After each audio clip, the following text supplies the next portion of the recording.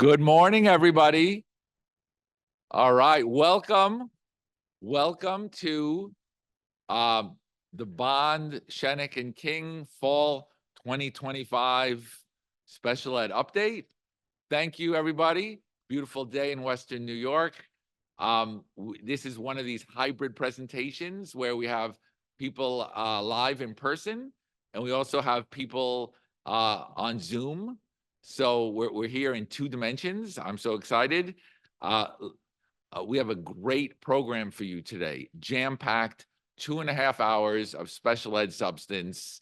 We like to get together a couple of times a year to give you, our thoughts and guidance on the current real-world special ed issues and how to make your jobs easier. So, got a great program today. And so let's talk about what we're going to be talking about today. So we're going to start off. Andrew Mark, my colleague, is going to speak about the impartial hearing reporting system. And once you hit, if you are unfortunate enough to get a hearing, we spend quite a bit of time dealing with that system. And more directors are doing this themselves, as opposed to the district clerks. So we said, let's just spend some time on that system, something everybody should know. Then we're going to talk about, I'm going to speak on cell phones, the new cell phone rules, and specifically how they impact students with disabilities. Then after that, Katie Stifler, my colleague from the Rochester office, is going to speak about a very hot issue. We're going to first talk about the requests for medical exemptions for vaccinations, and then what do we do if a student is not is not vaccinated, but still is entitled to special ed services? What do we do in that situation? And that's becoming, there are more and more students falling under that category. Then we're going to take a break, and then we're going to come back and finish strong. 2 more topics. First, we're going to have Ann McGinnis, who everyone knows from our Rochester office.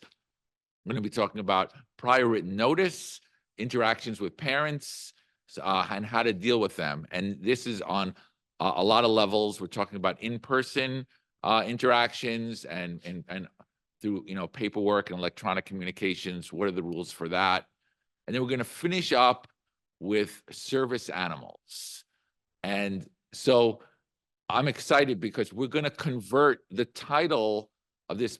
It's the special ed update, but the end is good. It's going to be the special ed pup date, like that. Okay, I was waiting. I was like, what can I get a dog joke in there?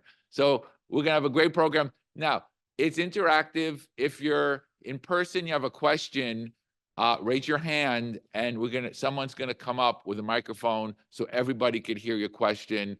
And if you are on Zoom and you put a question in to the Zoom system, we'll see it and ask.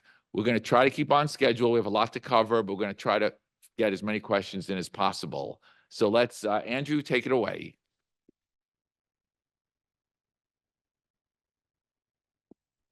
Good morning, everybody. Thank you for being here. And good morning to everybody listening online. Jeff's pup date joke, I got to do this. I can't help it. So I'm a father. I have young kids, 8 and 5. So, we have dad jokes all the time. But so here's one for you. What did the janitor yell when he jumped out of the closet? Supplies. All right. So, okay. So with that, thank you. I appreciate it. Thank you. All right. Kicking things off right now. Okay. So I have the easy job this morning. I don't have to talk really about the law.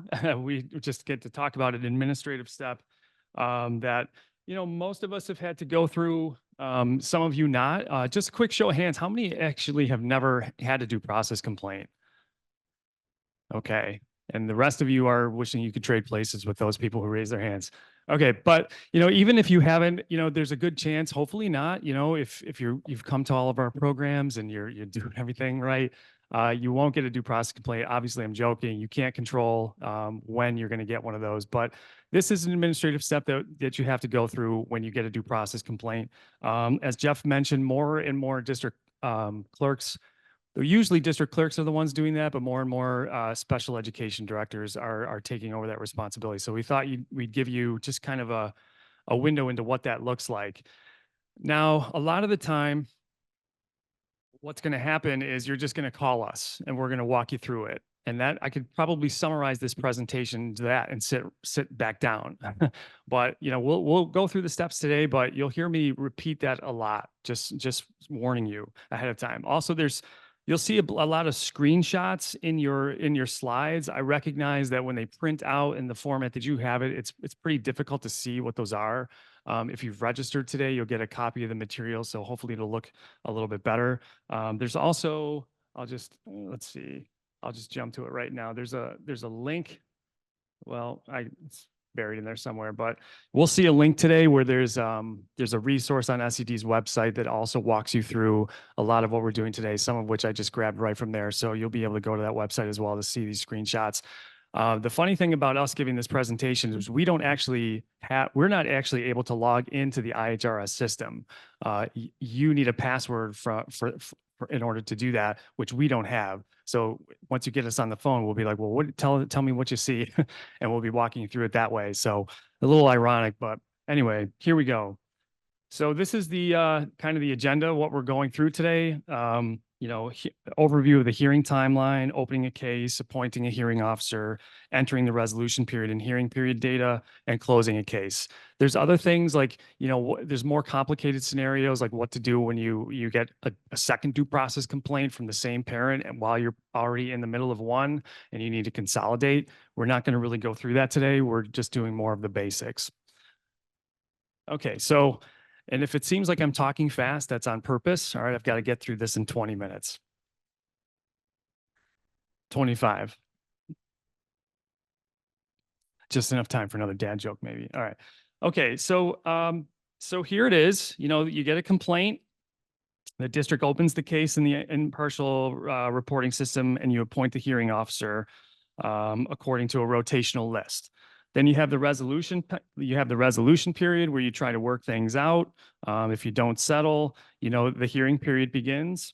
These are governed by specific timelines under the regulations. Okay, if you don't settle the case, then the hearing period begins. The IHO schedules a pre-hearing conference where we talk about the issues.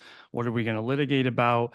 And then under normal circumstances, the decision is rendered within 45 calendar days from the end of the resolution period or 30 school days from the date of the complaint for an expedited hearing.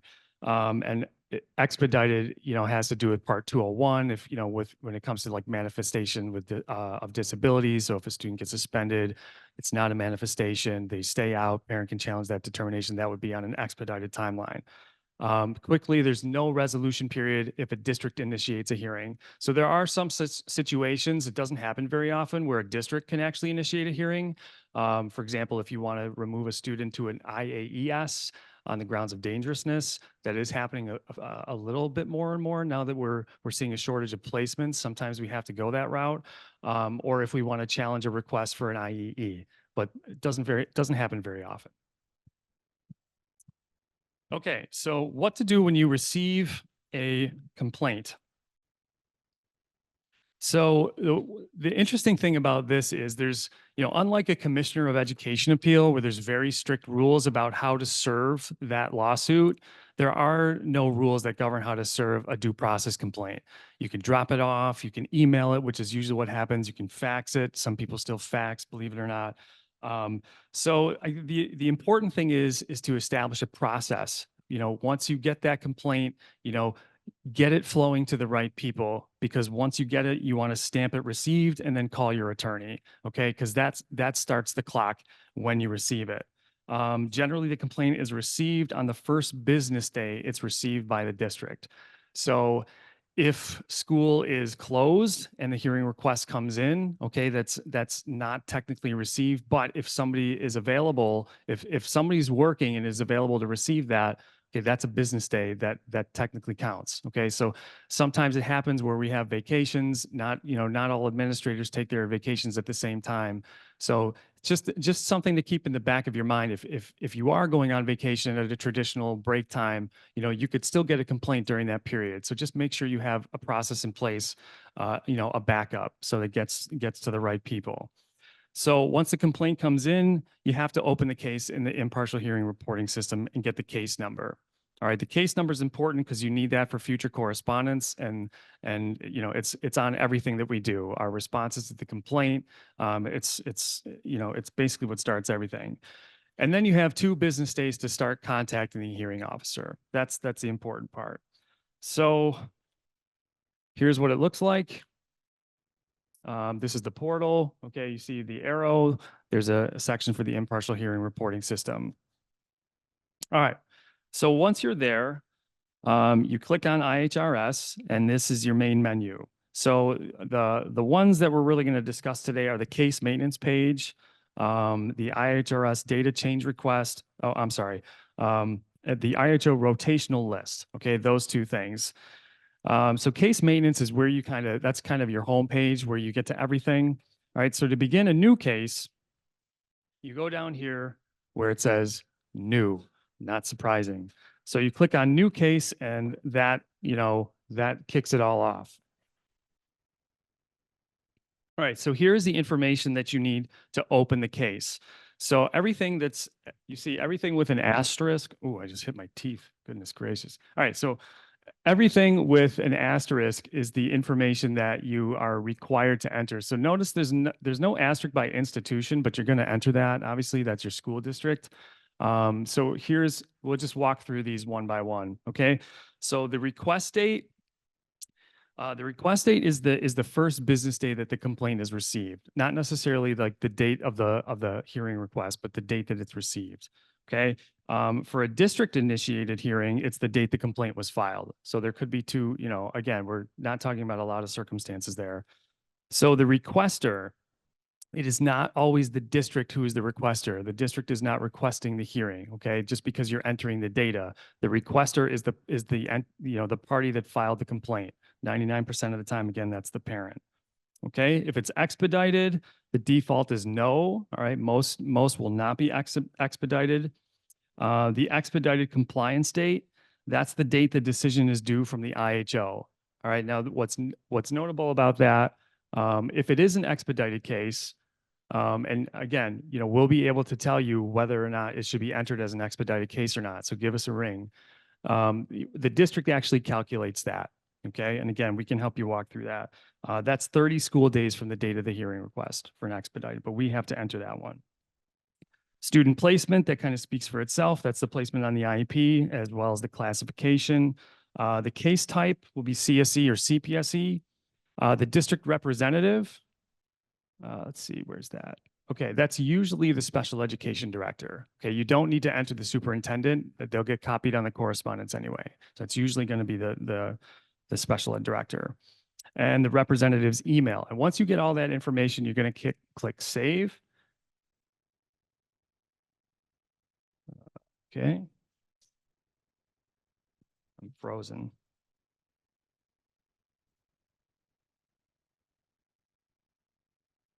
Okay, what's going on here? Okay, so we just, those last 2 slides. Oh, here we go. Now it's working. So again, this is just a breakdown. So I put it in a slide format for you, so you have all this information, but we just went through that. So once you've clicked save, you should get the word success. Okay, and then see at the top here is your case number. All right, so that's very important that you copy that case number down and give it to your school attorney. And like I said, you'll also use that for future correspondence with the IHO. All right, so now you've opened the case. The next step is to actually start to contact hearing officers. So you go back to your main menu, and then you're going to go to the IHO rotational list. So I know most of you are probably familiar, but some of you are not. You haven't been through this process. So the IHO rotational list is an alphabetical list of IHOs who have, it's unique to your school district. Not every IHO is from Western New York. A lot of them are from, toward Albany or downstate. Some just frankly don't want to come out this far, or they stay there. But the IHO rotational list generally is a list of IHOs who are, quote unquote, willing to come to your school district or work with you. So it's an alphabetical order, and it's designed so you don't have control over who is the IHO. It's an alphabetical order. So if your last hearing you had Mr. A and you go up and open up a new case, this time it'll be Mrs. B or Mr. B. Okay, that's how it works. So you begin calling with the first IHO on the list, and you click IHO ID, and that gives you their contact information. They have 24 hours to respond. Now, in the old days, you had to maintain a list. You don't really have to do that anymore. In fact, you shouldn't. Okay, you should just use the automatically updated system and make your life easier. All right, and this is just what it looks like. So again, it's an alphabetical order. You would click on, that right there will give you their information, and you just start calling them. So. Okay, so there are a couple things you need to ask the IHO, and you don't have to just call, you obviously start with the first one, but you might not reach the first one. So there's nothing that says you shouldn't or can't, call more than one. In fact, that's probably a good idea, just to make sure that because throughout this process, you may start getting emails from SED if, a certain amount of time goes by and you have an appointed one saying, where's your IHO and why haven't you entered this information? It's not necessarily something to worry about, so don't freak out about those. Okay, just know that that's a possibility. Okay, so you have to ask if they're willing to serve as the IHO for the impartial hearing, and you want to make sure that you ask them if they're willing to serve in person if necessary. We have a particular group in this area that insists on an in-person hearing. Just the way it is. That's the parents' right, but since COVID, we've moved more and more. Almost everybody has moved away from that. We have a lot of mostly remote hearings, which has been nice, but we do still have in-person hearings occasionally. So make sure you ask them if they're willing to do that. They may say no. If the IHO is available, that you need to ask them if they're available to make a determination regarding the facial sufficiency of the hearing request within 5 days. And then they need to, confirm that they're available, to hold the hearing and do the pre-hearing conference within the specified timelines. So we give you, when you reach out to us and contact us, we have a letter that explains all this for you to go through. So this is not something you necessarily need to remember, or you need to make sure you keep these slides somewhere. We always walk you through this process. So now, just ideally, when you're talking to them and you're getting to confirm that they're available, sometimes we have a step built in where you get this in writing, but sometimes that slows down the process. So we don't always necessarily do that. Now, throughout this, you also want to make sure that you're taking good notes about who you've contacted, the date you've contacted, how you've contacted, and the time. Okay, and when you heard back from them, because you will have to enter that information into the IHRS. And there's a slide on here on that, so we'll come back to that. Okay, so now appointing the IHO. So once you call the IHO and you let them know that we got a hearing request or from this district, they might ask what the case is about. You can tell them, I wouldn't send them the complaint until, they actually confirm that they're available. And there's a process for that.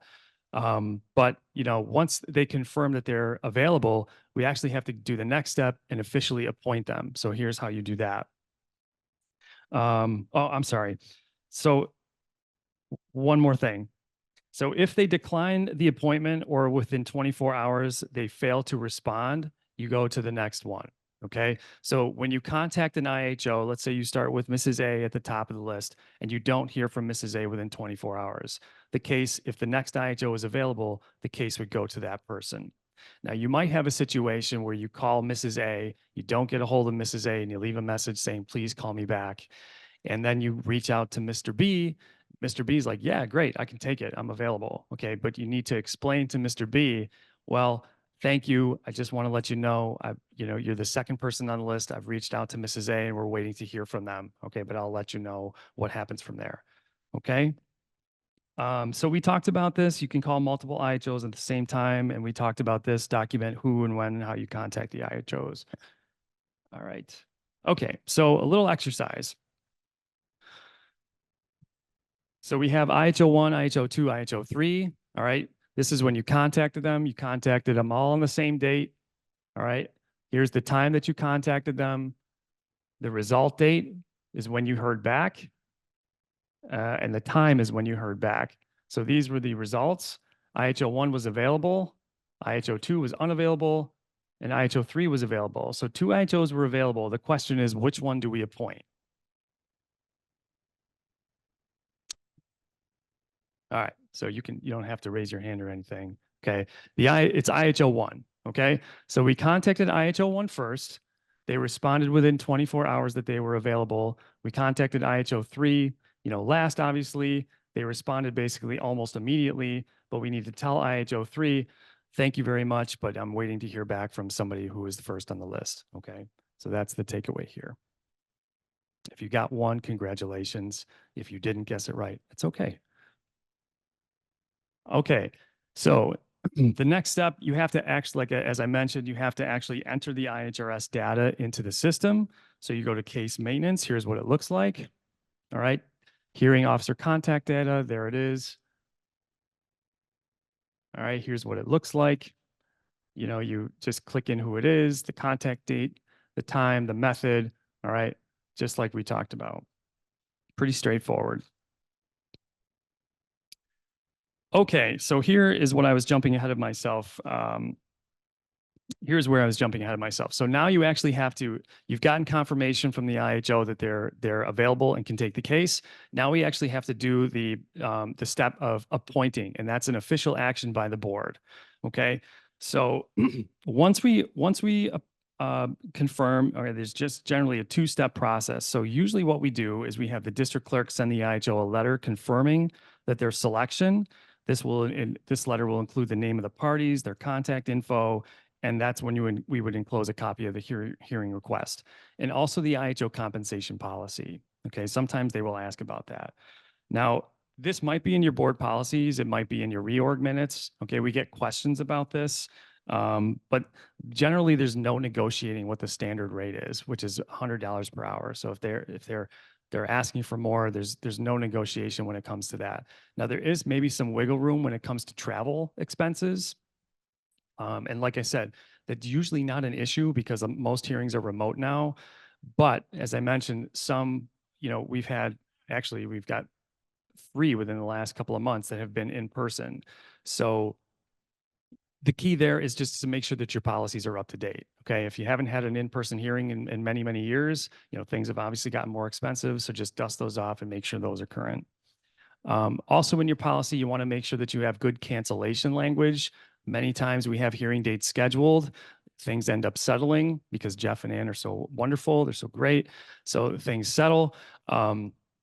Now, if we settle close to the hearing, sometimes the standard policy language is, within 7 days of the hearing. We shorten that up to maybe within 48 hours, because if we cancel too close, sometimes the hearing they will still insist on getting paid, and if your policy allows for them to get paid, okay, we have to do that. But we can dictate. We have some room to craft it that's best for us. Okay. So the next step, after they get the confirmation letter confirming their selection, we have to appoint them. You can do this in 2 ways. So in a lot of instances, here's the old-fashioned way. The board appoints them by an official board resolution at a meeting. Now, that's not the most efficient way, because that means you might have to wait for the next board meeting, which might not be for a while.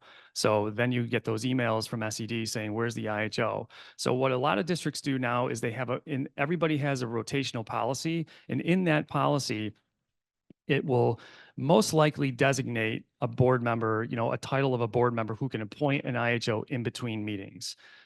That's really great, because that way you could just get that done and move things right along. Now, sometimes the policy will designate a board member who's able to do that. Sometimes the policy will say, the board may designate somebody available to appoint IHOs in between meetings. So if it doesn't expressly designate who that person is, but just has that permissive language, then you would need to check maybe potentially your reorg minutes to see if the board has designated somebody. Hopefully they have. Now, it does happen sometimes where nobody is designated and you have the IHO confirmed and you need to officially appoint them, but the next board meeting isn't maybe for a week or two. In that situation, it's not always clear what to do. Sometimes the superintendent will have a discussion with the board president and you just make a decision to, have somebody appoint them. But that's a case by case basis. But check your policies, and if you can, if you need to, the best thing to do would be to amend them so you have a board member and then somebody in their absence who can designate an IHO in between meetings. Okay, so once that's done, you enter the appointment in the IHRS. The appointment date, if it's by resolution, is the date of the resolution. If it was appointed by the board designee, it's the date of the letter. So there's two letters: district clerk letter confirming selection, and then there will be an IHO appointment letter saying you've been officially appointed. Okay, so then we have to enter. What are we doing? Then we have to enter the resolution period. So the next phase after we do that is we enter the resolution period and the hearing period. So we have to enter those. So let's see, what's key here. So the information you're required to enter is the actual resolution period end date and the outcome of the resolution period. So the actual resolution period end date, remember, it's 30 days beginning from the day the district receives the complaint. So at the end of that period, the attorney will call you up and say, we had this meeting and here was the outcome. So generally there's two outcomes. Like if you settle at the resolution period, which is rare, frankly, you would enter that the outcome was we settled. Usually what happens is you enter that the hearing period, the resolution period has elapsed and you proceed to the hearing.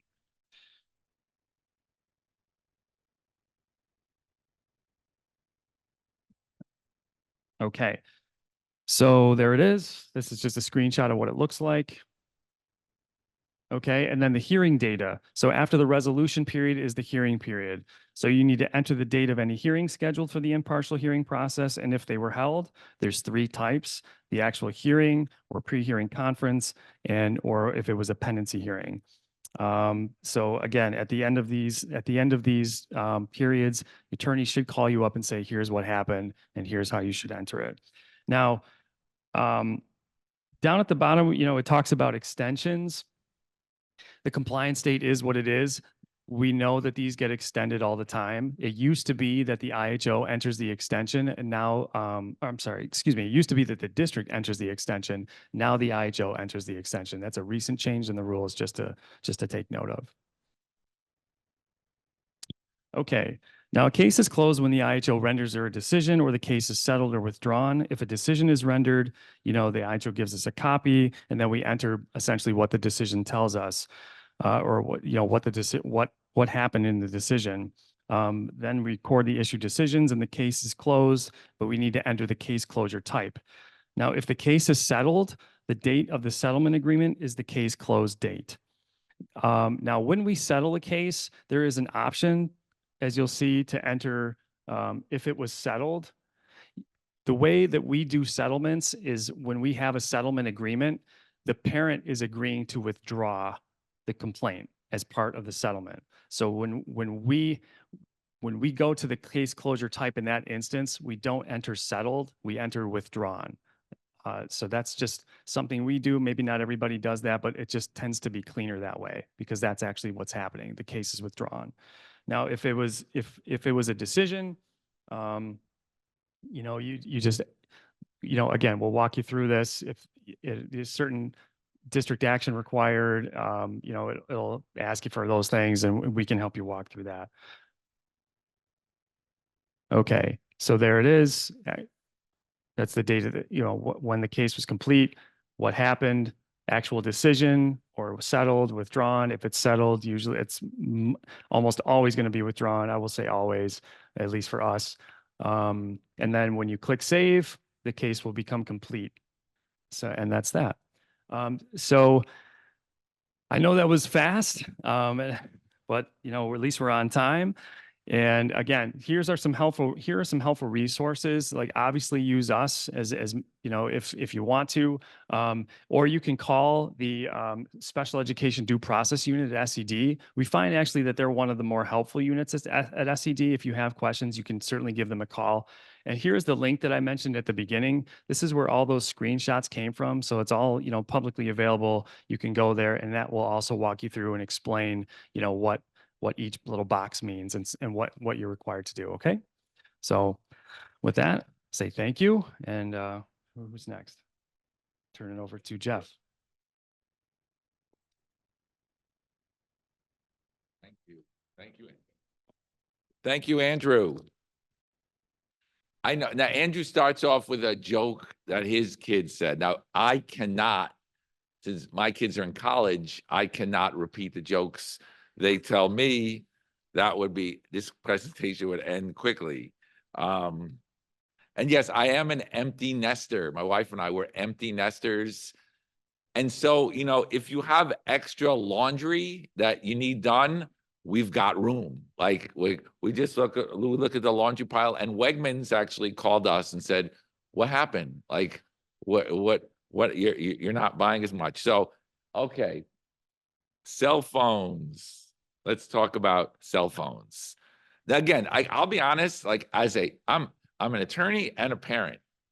As a parent, I'm like, I'm kind of glad that my kids are out, because there would be some angry kids at this at the Weiss dinner table with this cell phone ban.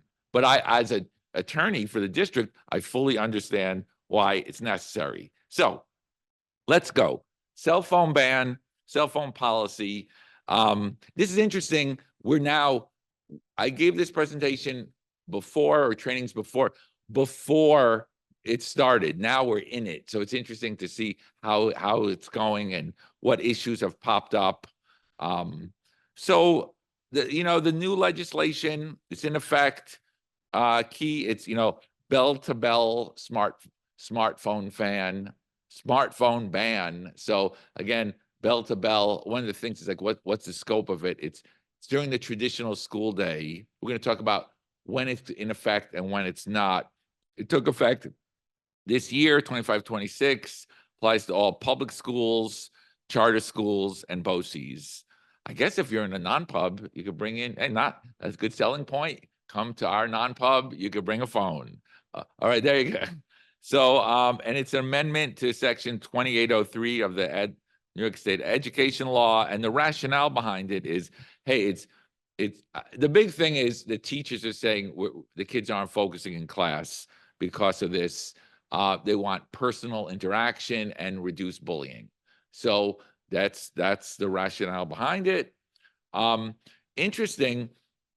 Every school district, charter school, and BOCES was required to have a policy, an internet-enabled device policy, by August 1st. And your policy, you're supposed to submit it. And if you go to this website, it's posted, it's on there. And so about 80% of the schools posted. It's like you're being shamed. You're not on there. I'm surprised they don't list the ones whose policy is not on there. But if you're curious as a parent, if your district has a policy, go check it out. It's right there, out in the open. So let's talk about, you really have to be a lawyer to figure out what this really means. So the first thing is, we're talking about smartphones and internet-enabled devices on school grounds for the entire school day. So let's go into specifics. School day is this is what it says in the education law: the entirety of every instructional day during all instructional time and non-instructional time, including but not limited to homeroom periods, lunch, recess, study halls, and passing time. So from the start of the school day to the end, there's no breaks, there's no lunch, you're free, there's no recess. It's start to end. It doesn't include after school. Interesting, right? It does. Maybe your district will have a policy that extends it, but if you walk into the basketball game at 5 o'clock, this wouldn't cover it because school's over. So, something to consider. School ground, where, under what, what's the scope? School grounds is defined as within any building, structure, athletic field, playground, or land contained within the real property boundary line of the school. So like you need a map, like you're going to sit there as a surveyor. Is this corner? But basically everything the school owns, it extends to the park. If it's on break, if it's on the field, it covers everything. What about a school trip? Doesn't cover it. What about a bus? Doesn't look like it's, I don't see bus. Anyone? But is a bus a building? Is a bus, so it doesn't cover that. Interesting. Now, this is just the minimum. Your policy could add to it if you want to.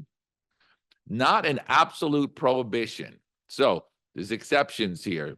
Students will still have access to internet-enabled devices officially provided by the school, such as laptops or tablets for classroom instruction.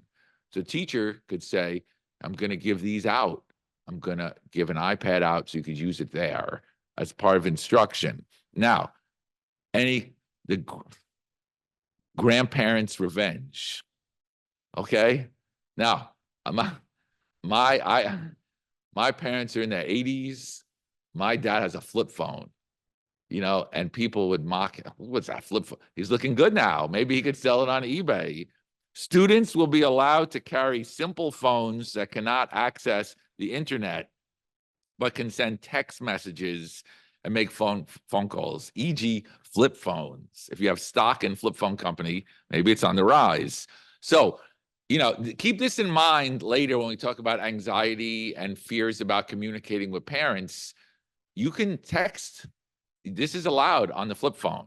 Keep in mind. Additionally, schools will be required to give parents a way to contact their children during the school day if necessary. This kind of was already the case.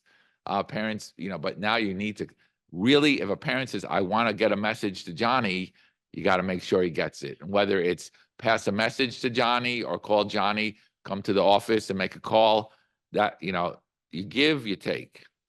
Exceptions. So here we go. There are, how do you get around this exemption? Well, it's, here we go. And some of these are special ed related, some aren't. Students who require access to an internet-enabled device to manage a medical condition. Now, again, that's duplicative to students with IEPs or 504 plans. It's the same thing. That's essentially an accommodation and an exemption to this policy for a medical condition, for diabetes, for seizures, whatever. That's going to be a valid reason to exempt a student from this prohibition. Other students who need the device for purposes of translation, that's not special ed, but that's permitted. Students who need the device for purposes of family caregiving. If you're in high school and you have to, something about a younger child or a grandparent, that's grounds for it. Again, that's not special ed. Students who may need their device in the event of an emergency. I don't understand that one. I anticipate emergency tomorrow, so I'm going to keep this phone. But I guess maybe I'm mocking it, but maybe, if say someone's going to give birth and you need to know or something, who knows? If someone says, I really need to have this cell phone, but what about the flip phone? Again, this is where you don't need this. You got a flip phone. You can get a call or a text. So I don't think this was well thought out. Let's say that. Examples of appropriate cell phone use for students with IEPs and 504 plans. Speech to text, live captioning of discussions, use of camera as a magnifier, timers for organization, programs that assist with organization, assistive technology, monitoring glucose levels. This is just a few I came up with. There's a lot more, but this is where it's going to creep into the special ed world. Hey, I need this. I need to be exempt for these reasons. The big thing is, or at least we saw, is anxiety-based exceptions.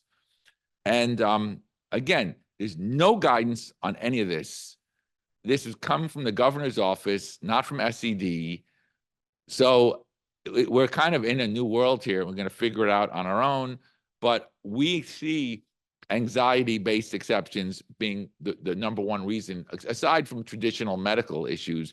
This is what we'll be talking about. A student is stressed that he can't have his phone, his cell phone, internet access in school. What do you do in that case? And so, what we talk about is you have to talk to the student. All anxiety is not the same. You have to ask why, what's the problem? And we see that there are possible scenarios.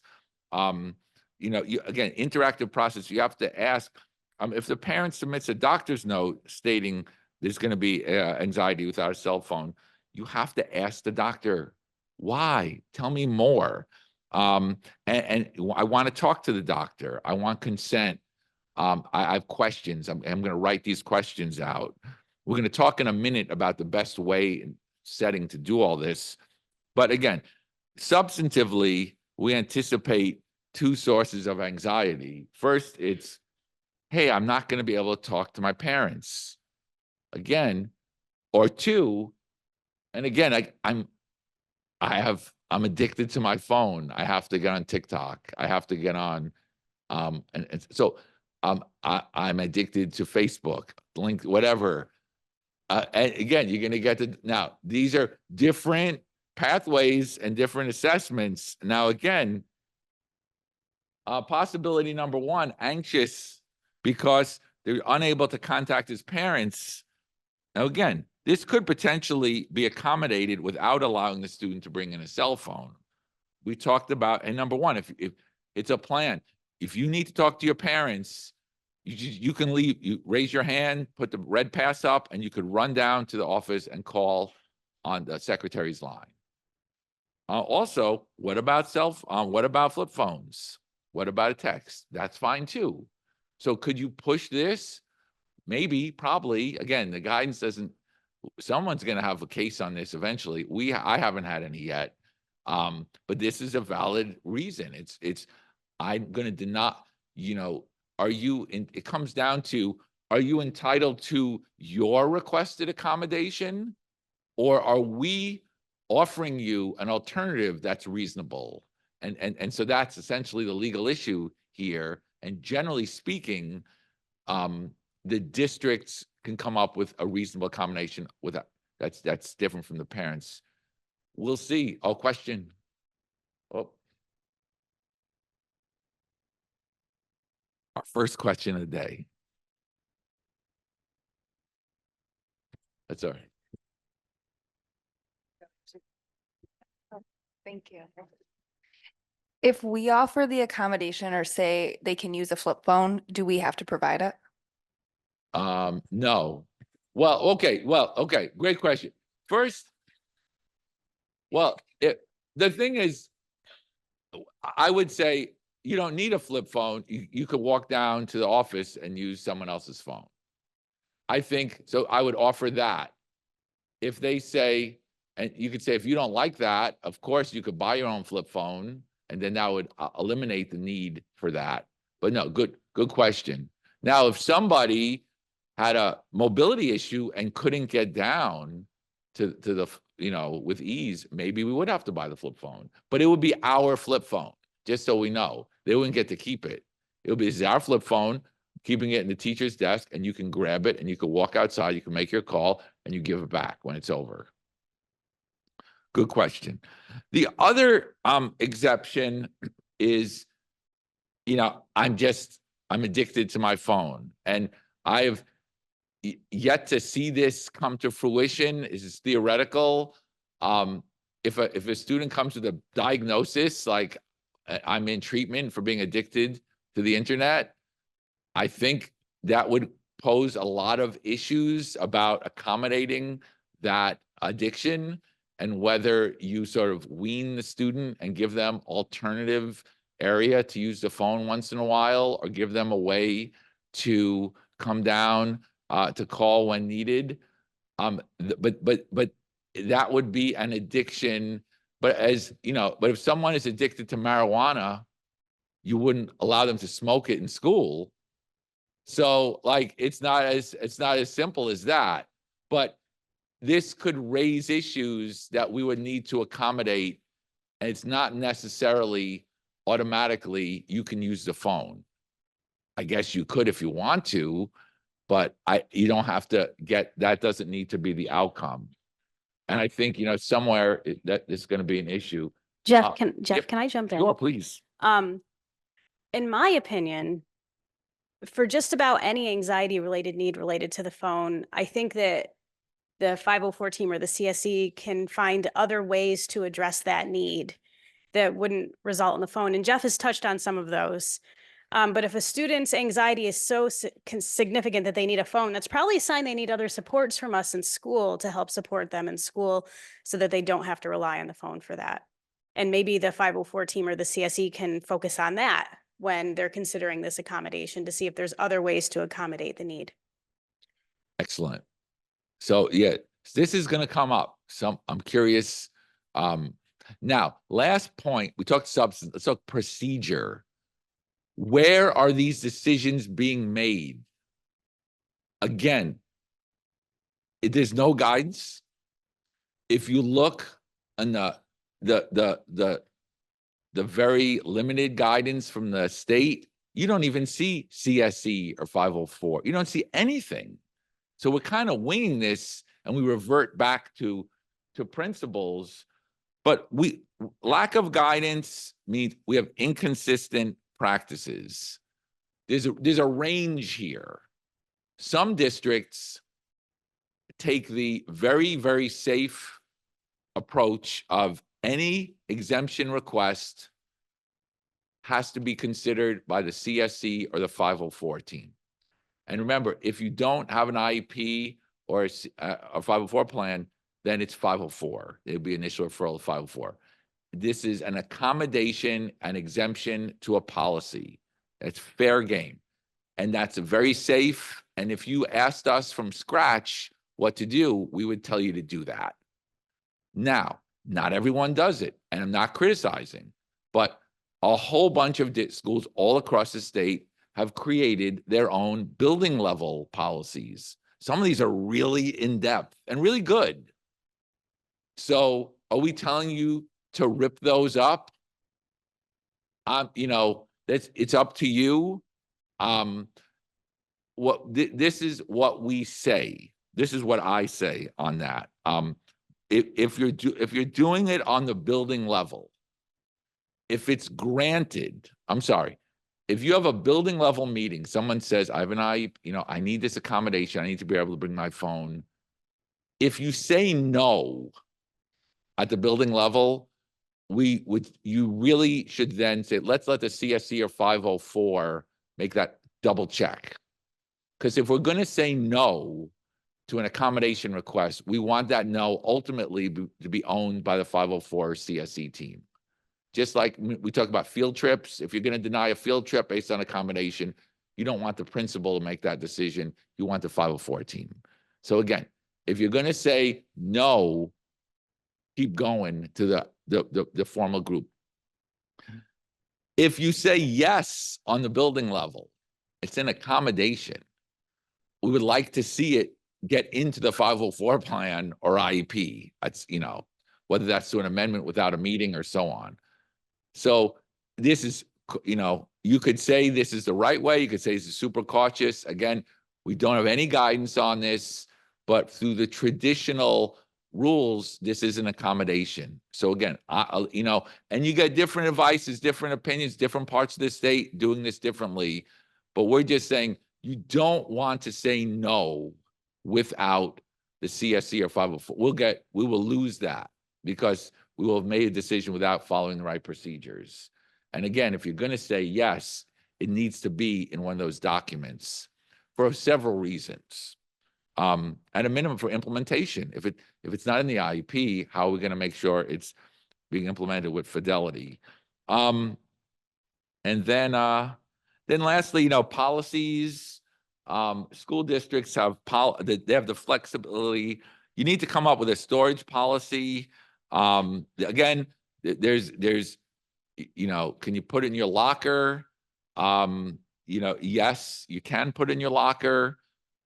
Some schools have tried to say you could just put it in your backpack. I think the commissioner just said, can't do that. So that's something you need to work on. That's outside of the special ed world, but you need a policy for where these phones going to be when the kids walk into school with them. And there's some funding for that. And then lastly, enforcement related issues. This is a gen ed special ed issue.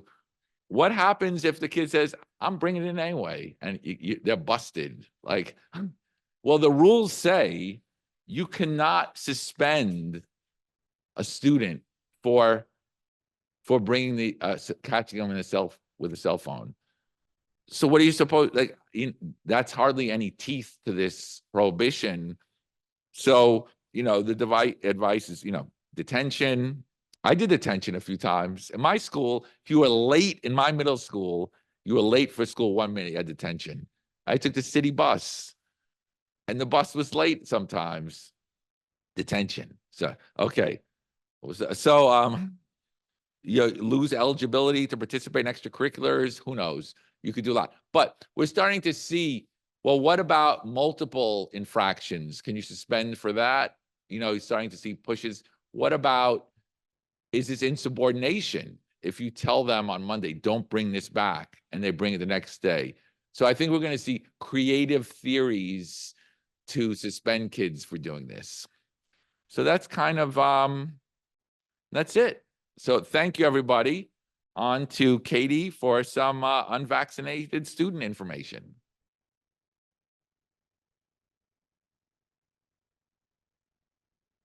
All right, good morning. Okay, so Jeff had the pup date joke. Andrew had the dad janitor joke. I wasn't going to share this joke, but I feel compelled to now. So when we were talking about presentation topics and deciding who would cover what, and they said, Katie, I think it would be a good idea for you, to talk about immunizations and vaccines. And I said, well, I'll give it a shot. Not too bad, right? Thank you. Stop, you guys it's too much. It's too much. Okay, so like Jeff said, I'm going to be talking about immunization requirements, and then we're going to touch on district obligations, in some cases to provide special ed programs and services to homeschooled students with disabilities who may not be vaccinated. So Section 2164 of the New York Public Health Law generally requires that children between 2 months and 18 are immunized against certain diseases, and provides that children can't attend school in the absence of acceptable evidence that they have been immunized. Generally, a student may not be permitted to attend school for more than 14 days without providing the evidence of the immunization. However, this period can be extended to no more than 30 days if a student is transferring either out of country, from another state, and can show that they are making a good faith effort to get the necessary certification or other evidence of immunization. So this could be an example where you're working with a parent and a student who are transferring from another state. They're in the process of, having that information uploaded to NYSIS, or they can show, look, we just moved here. We're still in the process of moving. Here's evidence of our appointment on Monday for, the kid to get vaccinated. So parents can appeal a school's decision to deny a student admission, either for an original admission to a school or continued attendance at a school for lack of proof of the required immunizations. That's a Section 310 appeal that would go to the Commissioner of Education. Okay, medical exemption to the immunization requirements. So if a physician licensed to practice in New York State, the regulation is very clear, it has to be a physician who is licensed to practice medicine in New York, certifies that a certain immunization may be detrimental to a student's health, then that immunization requirement is not going to apply to that student until that immunization is found to no longer be detrimental to the child's health. So again, it has to be a physician who is licensed to practice in New York State, and it should be specific to a particular immunization. New York State regulations also require that this medical exemption has to be reissued annually. So you can't have a parent submit evidence that a student is medically exempt from a certain vaccine and say, okay, grades 9 through 12, the student is exempt, right? This has to be reissued annually. It also has to contain sufficient information to identify a specific medical contraindication to a certain vaccine. And it also has to specify the length of time that that immunization is medically contraindicated for that student. And then the principal or the other person in charge of the school has the authority to require additional information that would support the exemption.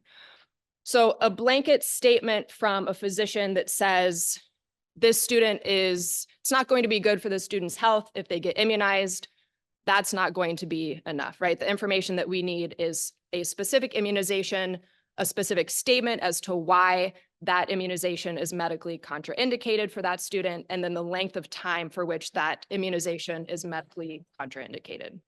So Katie, if I can, there's some of you might know there's been a lot of controversy around immunizations this school year. And there are some letters floating around citing law saying, do you have slides on this? No, go ahead. Okay, citing law saying that districts can't use their judgment to determine if the contraindication is valid or not.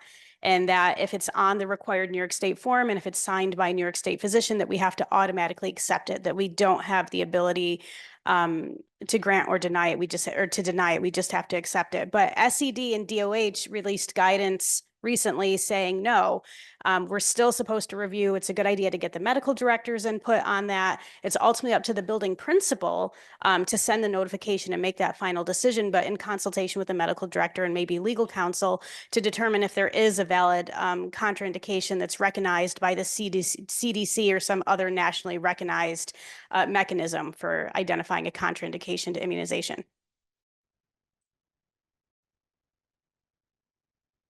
All right, so parents who have chosen not to vaccinate their children and whose children don't have one of these valid medical exemptions have to still ensure that their children who are of compulsory school age are educated, right? So therefore, they're going to need to provide home instruction for those children.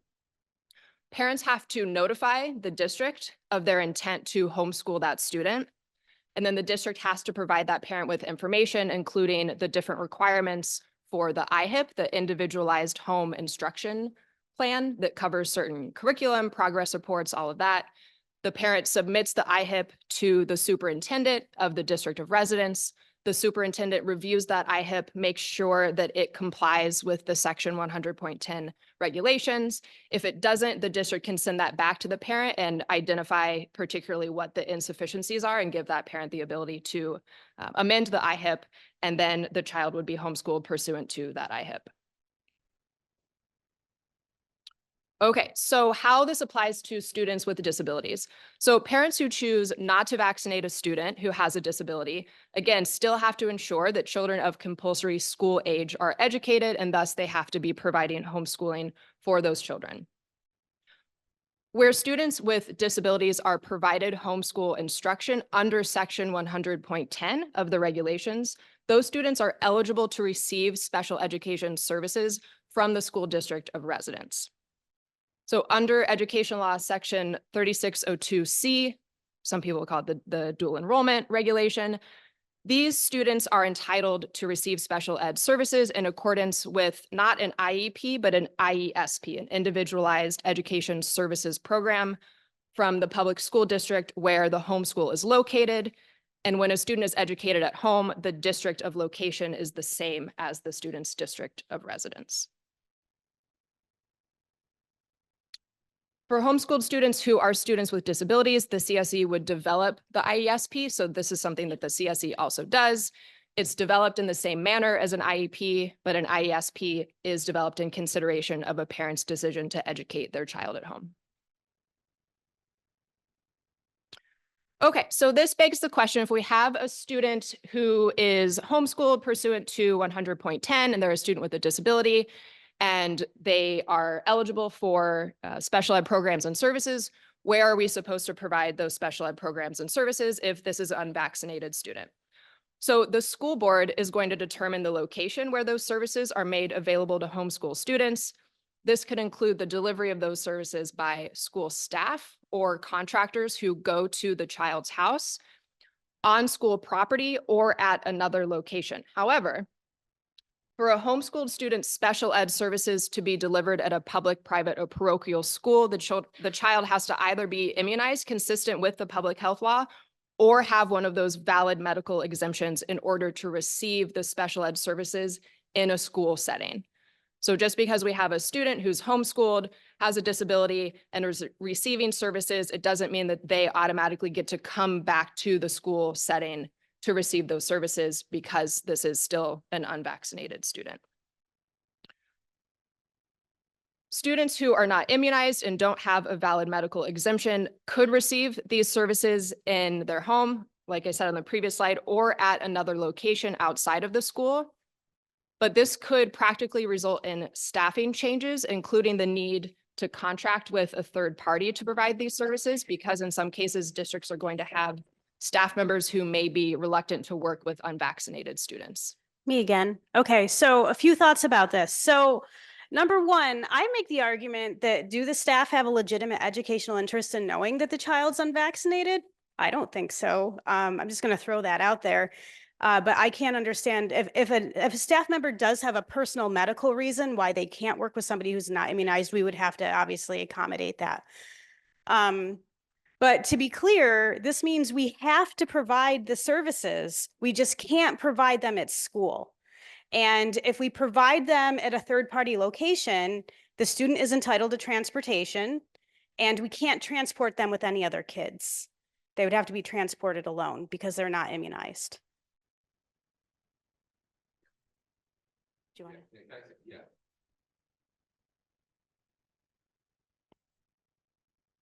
Yeah. Yeah. So, okay. Yeah. So just to be clear on that, yeah, I've heard some like creative interpretation of the rules that could say, well, you got an ISP, you're home, you can't come on campus. So we're going to offer you the services on campus and we're good to go because you can't have them. Don't do that. That's not allowed. That's not going to, occasionally, again, it's funny because like if you look at the language that Katie, right on point, it said could, right? If we go back to the previous slide where it said, no, I'm sorry. I'm sorry. The location of special ed service, the next one where it says this could, oh no, geez, I'm losing my mind. Okay, no, this is the other one. I'm sorry. Maybe I should have a fourth cup of coffee. It said, which could include delivery of this, by school staff at the home or at another location. So this shouldn't be interpreted as it's permissive and not mandatory. You have to implement the IESP. You have to make the services available in a location where the student can access and receive them. And it seems obvious, but occasionally we'll hear somebody say, oh no, this is how we interpret it. And that's not that would be a very risky way to interpret those rules. There's actually either an SCD or a DOH Q&A that's directly on point that answers that question explicitly. That says if they're not vaccinated and if they're eligible for IESP services, we still have to provide them, just not at school. Katie, I have some questions. I know, kind of going back to just for DOH for you. The first question is, who this is going back to essentially the gen ed side, who is qualified to write an exemption? Somebody wrote, they just wrote immunizations, MD or DO, not an NP. So basically, can a nurse sign an immunization request? An exemption request? Yeah. So an exemption and request to immunizations can only be signed by a licensed physician who's licensed in New York State. So MD or DO doesn't matter. If they're a licensed physician in New York State, then they can write it, but not a nurse. Not a nurse, okay. And then somebody wrote, can you please say that again? If a student has a medical exemption from a licensed physician and the medical director denies the exemption, it is ultimately up to the building principal. So the medical director does not grant or deny an exemption request. The medical director reviews it and gives us their medical opinion about if there's a valid contraindication to that particular immunization that's provided, if there's enough evidence to demonstrate a valid contraindication to that immunization. But ultimately, the law requires that the building principal writes the letter or sends the letter to the parent. So sometimes that's a collective effort behind the scenes. Frequently, we're involved with that too. But it comes from the building principal. That is required under the law. And sorry, can I jump in too? So along with the medical director gives advice, there's actually a process too for submitting an exemption request to the Department of Health, Bureau of Immunization for reviewing. They don't grant or deny an exemption, but they do the same thing that the medical director does, which is give their opinion, on whether it meets the CDC or ACIP guidelines for a contraindication. So there is a process for that. And we, sometimes we do that just, it makes no sense really that the principal who is not a doctor be able to make these decisions. So of course we need to rely on the medical director and in some cases the New York State Department of Health for that guidance. So the legal argument, we're getting into the weeds here, but the argument that's being circulated that, it's just a ministerial thing and you're just supposed to give a rubber stamp if it's signed by a licensed physician, kind of makes no sense.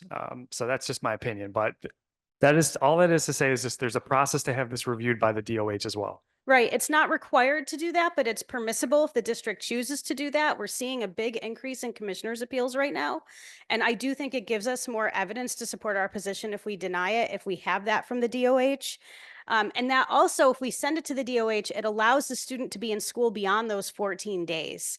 That is a caveat because usually a student can't be in school longer than 14 days unless they either have a medical exemption granted, they're fully immunized, or they're in process. But if the DOH is reviewing, we can go beyond, and they're a little backlogged now because there's been so many. So it's taking longer than usual, but they're getting back to us within a couple weeks. All right. Oh, yes, Lisa has a question. Yeah. Wait. Yes. To complicate matters, what if the student is placed in an out-of-district placement? Who leads that? Is it the district that is holding, who's the residents, or is it the out-of-district placement? I believe it's the building principal where the student is placed, but I think that the district of residence might have an issue with having to decide that for transportation purposes. Are you guys advising differently? I think so. I don't think it's, sorry. I think, well, like, if it's a BOCES, if a student's in a BOCES, is the BOCES principal? It's not clear. I think we got guidance from the state saying it should be done by the actual school building, not The school building, yes, correct. Yeah. So, but not the home district. but- Correct, yeah, that's what I meant. Right. Yeah. So if you're placed in BOCES, then it will be the BOCES principal. Right. We had some Yeah. litigation on Yeah. that in Monroe County a few years ago, and it was exactly that. BOCES made the decision, and the litigation was against BOCES and actually the district. We represented both. Do BOCES have a medical director? Yeah, Okay, they have, good. well, they can contract with one if they don't have one. Yeah. John's got a question. Wait. Oh, I'm sorry. Oh. Oh, what about agents? An agency? I think it's the same thing. Yeah. If it's a state-approved school, they're required, actually, any private school is required to follow these requirements, even if they're not state-approved or not. And my interpretation is that it's the building principal where the child goes to school. Now, there can be a lot of conversation behind the scenes with the home district and with other people who are involved, but ultimately the final letter and decision would come from the building principal. All right. Do you agree with that? Okay, deadline to request special ed services. So for homeschooled students who are students with disabilities, the parent has to request the special ed services in writing to the board, to the district of location. They have to do this by June 1st, preceding the school year for which the request for those services is being made. There is an exception for a student who is first identified as a student with a disability after June 1st, but before April 1st. In that case, where the student is first identified as a student with a disability, the parent has to submit the written request for special ed services 30 days after the student was first identified. A request can also be submitted within 30 days if a student is changing the school district of residence. So if a parent doesn't file the written request by June 1st, there's nothing that prohibits a district from providing those services that were requested, even though it's technically after the June 1st deadline, as long as the district is exercising that discretion equally among all students with disabilities who filed after the June 1st deadline. So if you previously have denied that request and then you decide you're going to grant it, you need to make sure you're granting it to all students with disabilities who have made that request. You don't want to be doing a case-by-case basis. You want to exercise that discretion equally. All right, parents of homeschooled students with disabilities who disagree with the IESP recommendation of the CSE are entitled to those same due process procedures that are set forth in the Education Law, Section 4404. Again, parents have to submit a request in writing if they want special ed services provided. Unless otherwise indicated, the parent's written request is for all of the services on an IESP. So a parent could request that only specific services be provided. So maybe the parent is requesting that while the student is homeschooled, they're just receiving the related service of speech therapy. And the district should maintain documentation of the parent's request. But otherwise, the parent's written request is going to be for all of the services that are listed on the IESP that the CSE has recommended. All right, and that is it. Oh, yeah. So just, Katie, just a question, and you're early, you're doing great. Yeah, thank you. Thank you. What we see a lot is you'll have a student with an IEP, with a heavy duty IEP, lots of services, maybe a special class, and suddenly they're not immunized. And there's a discomfort. And so the rules say you can't come to school and you have to submit an IESP, an IHIP, or CPS gets called. You have to educate. It's not, for some reason, historically, I've observed discomfort and said, let's just give the student tutoring while they work this out and services and so on. And that's not required.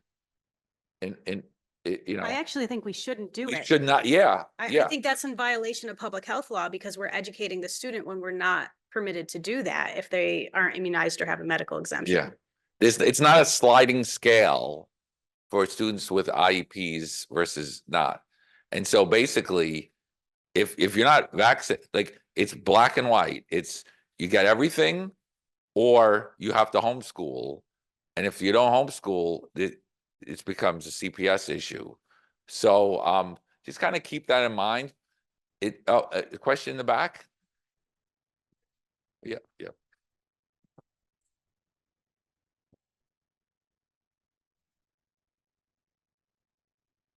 So if the student is excluded and the parent does not submit their intent to homeschool or put in for the IHIP, would you recommend developing the IESP or do you wait for them to put in that? No, right. I call it's CPS. They're not And not hold the CSE no, meeting? no, you own, okay, so you The rules require that you call CPS. yeah, so you don't do a CSE meeting until they submit an IHIP or at least notice of intention, because that triggers the need for an IESP. However, the June 1st, so if it's January 1st and they switch, the rule is you're too late and you blew the June 1st deadline. And if you want services next year, we'll give you an IESP for next year. Now, an interesting question is, in that situation where they're too late, should you have a CSE meeting, develop an IESP, say this is what you would have gotten if you were on time?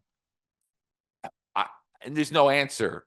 My thought is don't do that because you're teasing them. On the flip side, there's a vacuum, and you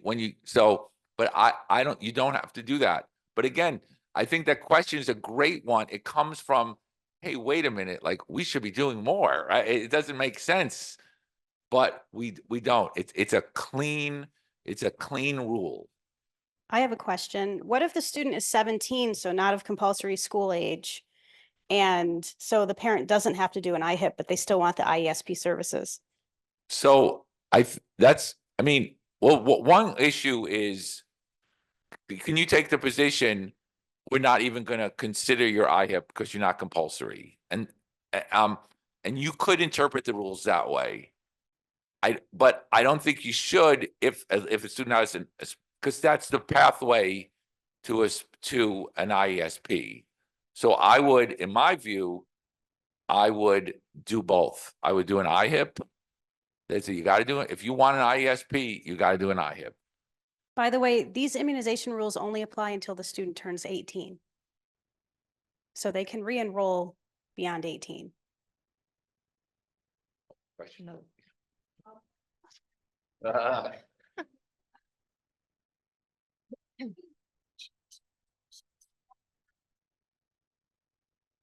Okay.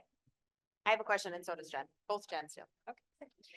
Okay, we have a student who we currently proceeded with calling or filing a request or an inquiry with CPS. However, they're due for an annual review.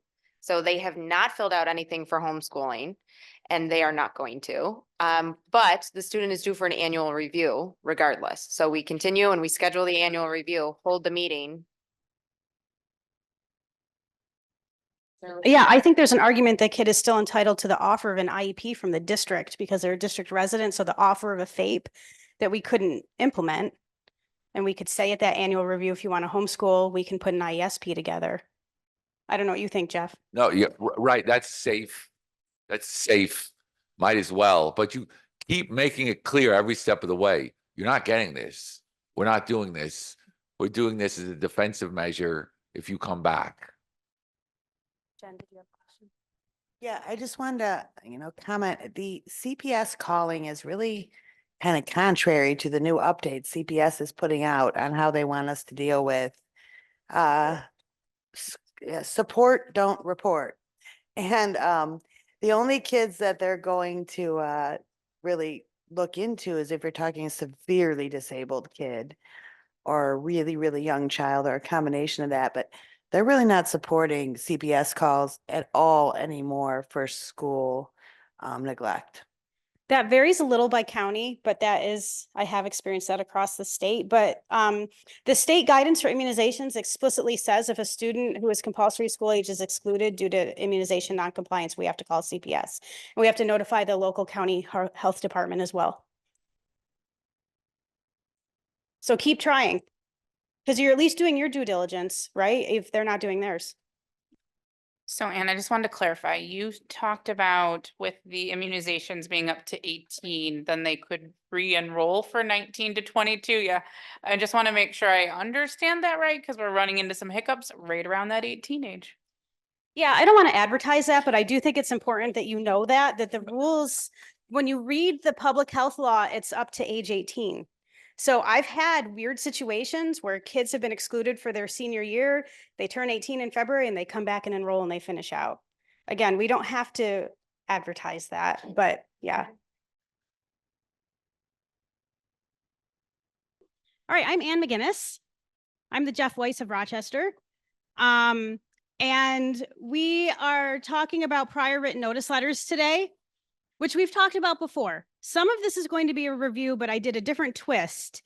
And at the end, I have a few different scenarios that come up a lot, especially recently, that I've been receiving calls about. You might see these scenarios and think, oh, Anne put this on here because of me.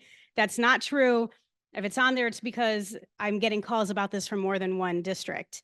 And there are different things that you're encountering with prior written notice letters. So in general, I find that prior written notice letters are not always legally sufficient.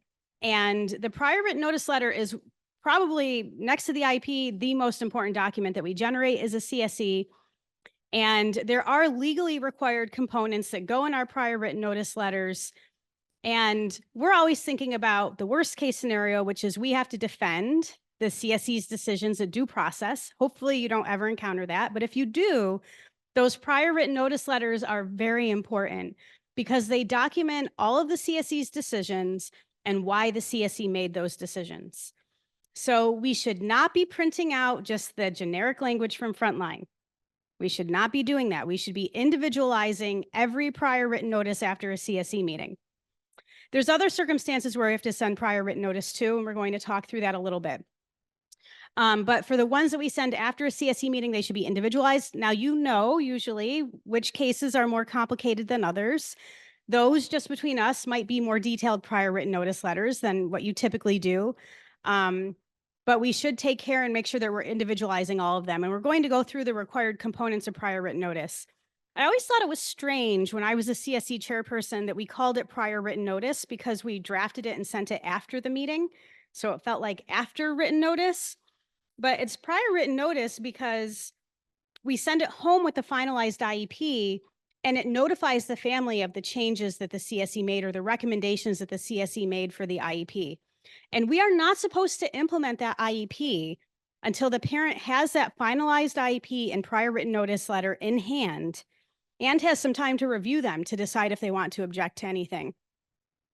So it's risky to start implementing the IEP that's developed before the parent has that prior written notice letter and the IEP, because it's prior written notice before we're implementing the IEP. That's a good way to think about it. We have to send a prior written notice to the family anytime the district proposes or refuses to initiate or change the identification, evaluation, educational placement, or the provision of a FAPE to a student. So obviously, anytime we have a CSE meeting, it would involve one of these. We have to send a prior written notice letter home. Another little tip, remember, there's nothing about tabling a CSE meeting. That's not a thing in the law. It's something that everybody kind of does, but the law really doesn't allow us to table a CSE meeting. We recommend that if you reach a point of impasse, the CSE chairperson makes the recommendations and finalizes the IEP, and you can always reconvene and reopen that IEP. But if something were to happen where you do need to reconvene, maybe you weren't able to finalize the IEP, which I caution against, and you're going to reconvene, make sure you still send home a prior written notice letter from that meeting that identifies and summarizes what was discussed and decided and identifies anything that needs to be reconsidered so that you have a record of that. We've run into that with due process before where there's been multiple meetings, but no record of what happened at those meetings because the IEP was never finalized. But just between us, I do suggest finalizing that IEP at every juncture, knowing that you can always reopen it again and continue the conversation. So we always have to send one as a result of a CSE meeting, but there's also times we have to send it if the parents make requests to us, depending on how we respond to that. And for things like conducting evaluations that maybe aren't necessarily connected to a CSE meeting, but we still have to write prior written notice. We're going to talk about that. Any action proposed by the district that requires parental consent must be accompanied by a prior written notice, which is why when we're requesting consent for evaluations, it has to include a prior written notice. I find in general that the description of the evaluations is not always specific enough. So I don't like to see the description saying a psychological evaluation that could include a cognitive achievement, adaptive behavior, behavior rating scales, et cetera. I also don't think it needs to be so specific where you say a psychological evaluation that includes the WISC, the WIAT, and the BASC. I don't think you need to get that specific either. Somewhere in between. So we should be letting the parents know what areas we're proposing to assess for this child, not areas that we could foreseeably assess anytime we give a psych eval. And that requires some conversation with the evaluators before we send that out to see what are the areas that you're proposing to assess in to make sure that it's individualized and specific. The prior written notice letter has to be written in language that's understandable to the general public, so we have to avoid using jargon and overly technical terms, and it has to be provided in the native language of the parent or other mode of communication used by the parent unless it's not feasible to do so. So we need to think ahead. The prior written notice letter has to be translated if the parent's native language is not English. If the parent's primary form of communication does not involve reading, then we have to bring the parent in to share what that, or call the parent to share what that prior written notice says, maybe with an interpreter, maybe with an ASL interpreter, maybe we read it to them. It depends on the parent's needs. We're not required to translate an IEP, but we are required to translate a prior written notice letter. So if you know that a family, if a family's language is not written English, make sure your prior written notice letter, if you're not going to translate the IEP, is really detailed. We need to make sure it has all the information they need to know so that they understand what's being proposed for their child on the IEP.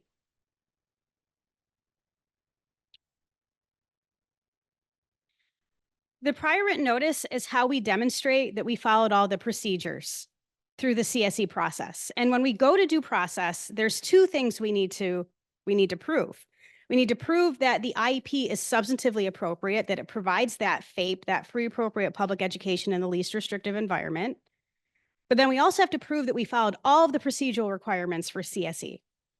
And a prior written notice letter is an example of a procedural requirement. The more procedural errors we make, the more that tips the scales into being a FAPE denial, even if the IEP is substantively appropriate for the student. So we need to do both. We need to follow the procedural rules and we have to have a substantively appropriate IEP.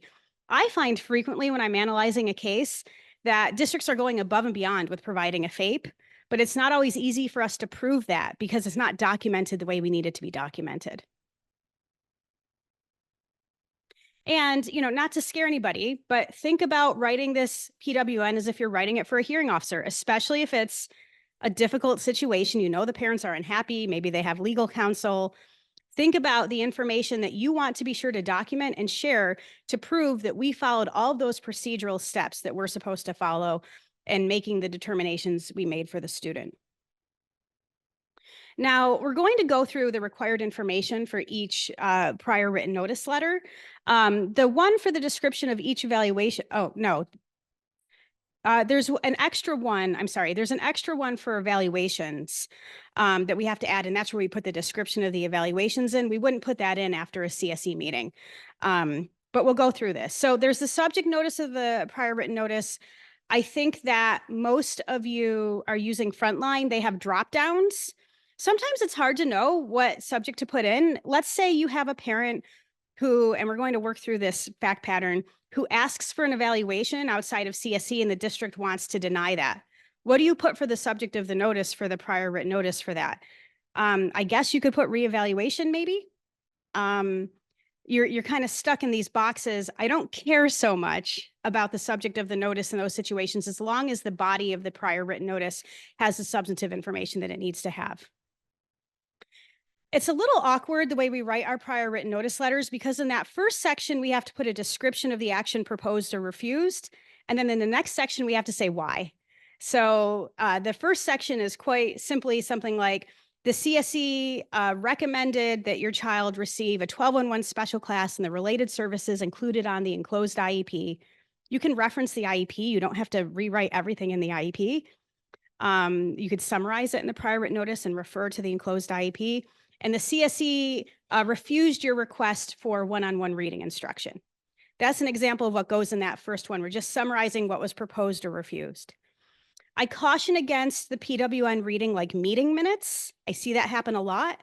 That's really not what the PWN is. The meeting minutes can help us write the PWN, but it's not supposed to be a step-by-step summary of everything that happened. It's supposed to be, here's what we decided to do. Here's what we considered but refused. And then the next section is why we made those decisions. Also, don't have meeting minutes that read like a transcript. Some of you have really fast typers on your committees who can type really fast with a transcript, but I caution against that because number one, it's a little hard to read, but number two, those aren't usually totally accurate. And when we make it look like a transcript, and if there isn't something that's perfectly captured, that can cause issues. So I like meeting minutes. They're not required, but I like them. There's some attorneys who say don't do it because you're just going to be documenting that you did something wrong. I don't agree with that. Number one, I have more faith in you than that. And number two, if you did do something wrong, I'd like to know by reading your minutes than finding out a testimony at the hearing. So meeting minutes are separate from prior written notice, but I think they're helpful, not required. Prior written notice is required and different from the minutes. Make sure you include in this first section any requests the parent made. So the CSE considered your request for counseling and granted that request. The CSE considered your request for an occupational therapy evaluation and declined that request. Anything that's brought up by the parent, make sure you put in there and say if we agreed to it or refused it. And then in the next section is the explanation of why we either agreed to or refused that request. And we should always connect that back to the child's needs. So let's say a parent requested one-on-one reading instruction. We could say the CSE declined your request for one-on-one reading instruction because your child is achieving above grade level in every area and is not demonstrating a need for this support.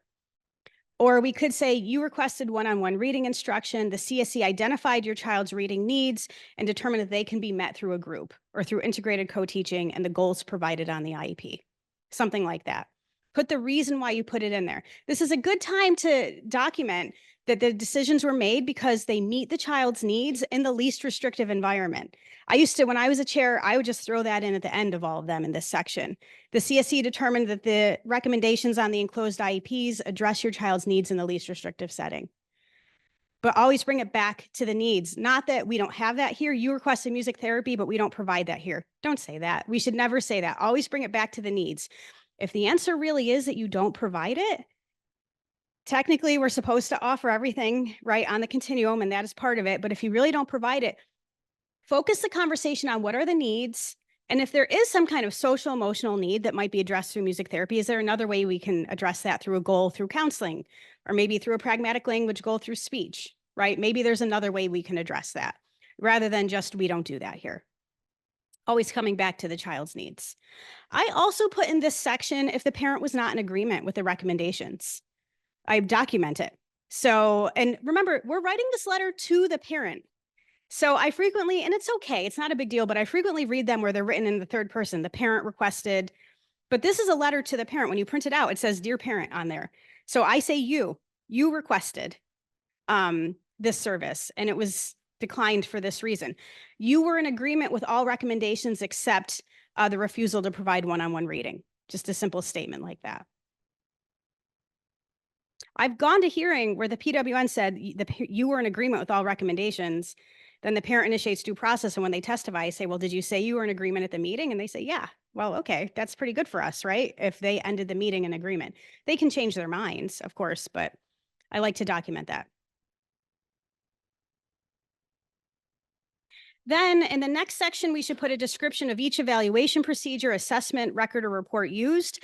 I always like a general statement saying the CSE considered input from you, the parent, and other members of the CSE, because we always do that, right? And then if there was any evaluations or any specific information that you reviewed, throw it in there. The CSE reviewed a BIP and recommended reviewed an FBA and recommended a BIP. Or the CSE reviewed an updated psychological and speech language evaluation as part of the 3-year reevaluation. And then you can also put language in here like the CSE reviewed, considered the evaluations listed on the enclosed IEP. You can say something like that as well. And then a description of other options considered.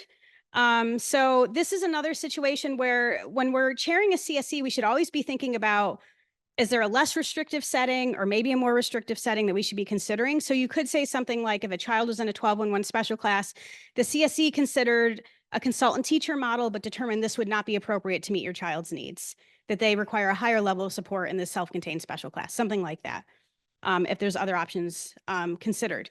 SED allows us to state and hear that there are no other options considered, but I think in most situations, we should be considering something else and have something in here.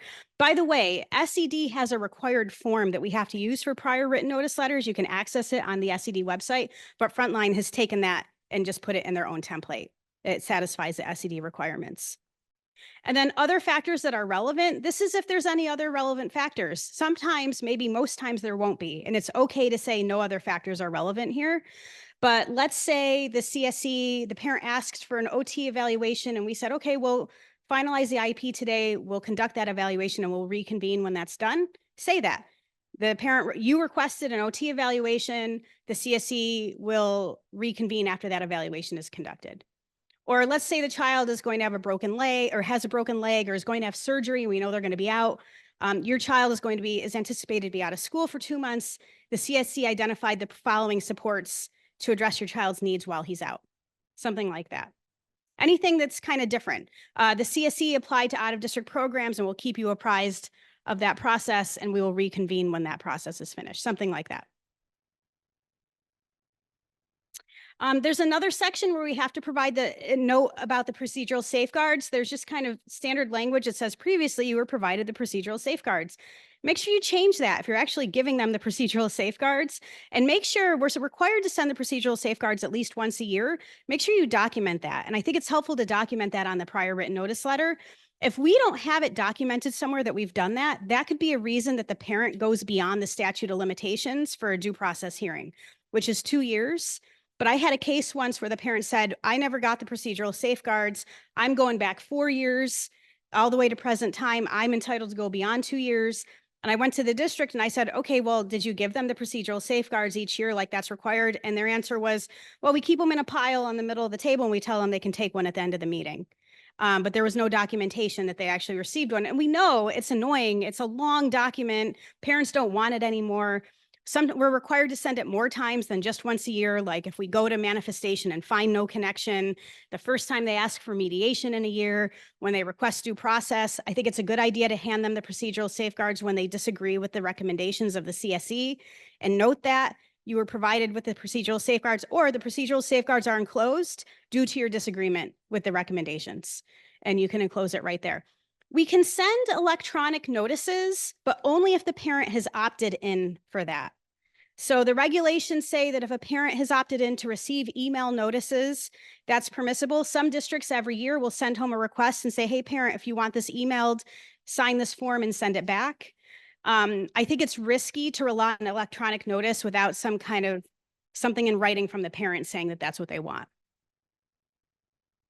And then sources to contain additional assistance. That's usually advocates, that local advocates or agencies that are in there that parents can go to. And if you guys don't know who to put in there, we keep lists of that for different areas of the state, so you can let us know. So prior written notice has to be provided within a reasonable time before we propose or refuse to initiate or change the identification, evaluation, educational placement, or provision of a FAPE, like I said. So that's why they have to have it in hand with the finalized IEP before we implement that IEP. I've seen prior written notice letters written months after meetings. That is too late, guys. When I was chairing 5, 6, 7 annual reviews a day, I could not leave for the day until my prior written notice letters were done, because I would not remember the next day what needed to go in there. You think you're going to remember, you will not remember. Maybe you will, maybe you have a really good memory, but most of us will not remember when we're chairing tons and tons of annual reviews in a week. I know it's a lot of work. It's a lot of paperwork. I get that, but we should not be holding it off. It's also a problem if it's months later, because we're supposed to send home that finalized IEP to the parent with a prior written notice. So that means there's a problem there if it's not being written for a long time. We don't know what reasonable is. They don't define that, but I think at least a couple of days they should have it in hand before we implement the IEP. There's also the issue of board approval. So technically the board is supposed to approve the IEP, and the IEP is supposed to be finalized and the prior written notice in hand with the IEP. All of those things are supposed to happen before we can implement it. Out of those things, the most important is that the parent actually has the finalized IEP and the prior written notice letter. It's ideal to also have board approval. It would be unusual that the board would make a different decision that could cause a trouble there, but it is possible. So when you're thinking about the start date for that IEP, maybe think about when the next board meeting is and have the start date be after that, and you make sure that all the stuff is sent home before that. Just an idea. That requires planning ahead. We have a question. That requires planning ahead when you have anniversary dates for IEP, so that you're holding it with enough time so that that new IEP is finalized and able to be implemented and board approved before the previous one expires.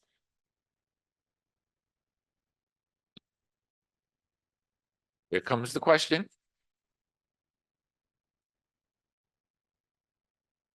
So the question has to do with the Board of Ed approval and implementation of the IEP, because we've gone back and forth on this. If you only have one Board of Ed meeting a month, do you wait to implement the IEP until you have that Board of Ed approval and put the start date of the IEP as the day after the Board of Ed meeting? Or because then students aren't getting services until that time?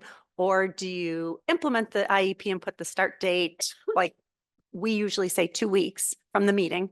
And then it goes to Board of Ed approval after implementation. So I've had this conversation with state ed also, who said, no, you don't want to wait on services, but that's not really the way the regulations read. I'm not quite sure what we're supposed to do. Yeah, so a strict interpretation of the regs is we're not supposed to implement until the board approves. There is a process, this hardly ever happens, but there's a process where the board can remand it back to the CSE or remand it back to a different CSE. And what happens if you're implementing the IEP and then the board didn't approve it? That could be problematic. Now, I think in real life, that is not likely to happen, but it's a possibility. So a strictly legal interpretation is, yeah, the board is supposed to approve before we implement. Now, if you decide maybe on a case-by-case basis that you're going to take your chances because it's an urgent need, I would say in that situation, make sure the parent has a finalized IEP and PWN. And are you guys finalizing before board approval? Okay, so you are able to send out before, okay. So yeah, so I'm not going to come out and say, don't worry about the board date, because I can't say that, but I think the risk is low. But I also think we should try our best to always have it be started after the board date. Do you have any thoughts about that, Jeff? Yeah, I think it's important to have a discussion with the board. Like this, someone should communicate to the board, hey, you've decided to have monthly meetings, which is great on some level, but this is a potential problem. And that you could have a scenario where you have a 4-week waiting period, and there might be some instances where we have to, we might have to just go before the approval and kind of get their blessing. A lot of it has to do with the relationship with the board and their understanding. But, if the alternative is they have 2 meetings instead of 1, I'm sure they'd say, it's fine. Again, it almost never, ever gets kicked back. And it really, to be honest, it shouldn't. So. Yeah. My other tip is make sure the PWN is written by somebody at the meeting. I've seen sometimes it delegated to clerical who are not at the meeting. They're not in a position to be able to write the PWN. You need somebody who is there, who heard the conversation, preferably the chairperson. It doesn't have to be the chairperson, but I do think that's the person who ideally should do it. So some scenarios. The parent disagrees with the prior written notice. I've been getting a lot of these questions lately. The district sends home the IEP, the prior written notice. The parent writes back and says, oh no, I disagree. I want you to change the prior written notice because what you have in there is wrong. And here's what I want it to say. So here's how I advise in that situation. Number one, check the PWN to make sure it's factually accurate from our perspective. If there's anything that's not factually accurate, we should change that. But the PWN is not a collaborative document. The PWN is the district summary of what happened at the meeting and why the CSE made the decisions that it made. And so we don't have to change it because the parent is insisting that we change it. With that said, under FERPA, which is the Federal Privacy Confidentiality Law related to student education records, parents do have procedures where they can pursue a FERPA amendment, and districts are supposed to have procedures around that. So if a parent believes that a record is inaccurate or misleading or otherwise violates their child's privacy rights in some way, a parent can request a FERPA amendment. They can request a FERPA hearing. Our district is supposed to have procedures in our policy about how they go about that. So if a parent is really pushing it, we could refer them to those FERPA amendment, FERPA hearing procedures and say, you can pursue this if you believe something is inaccurate, misleading, or otherwise violating your child's privacy rights.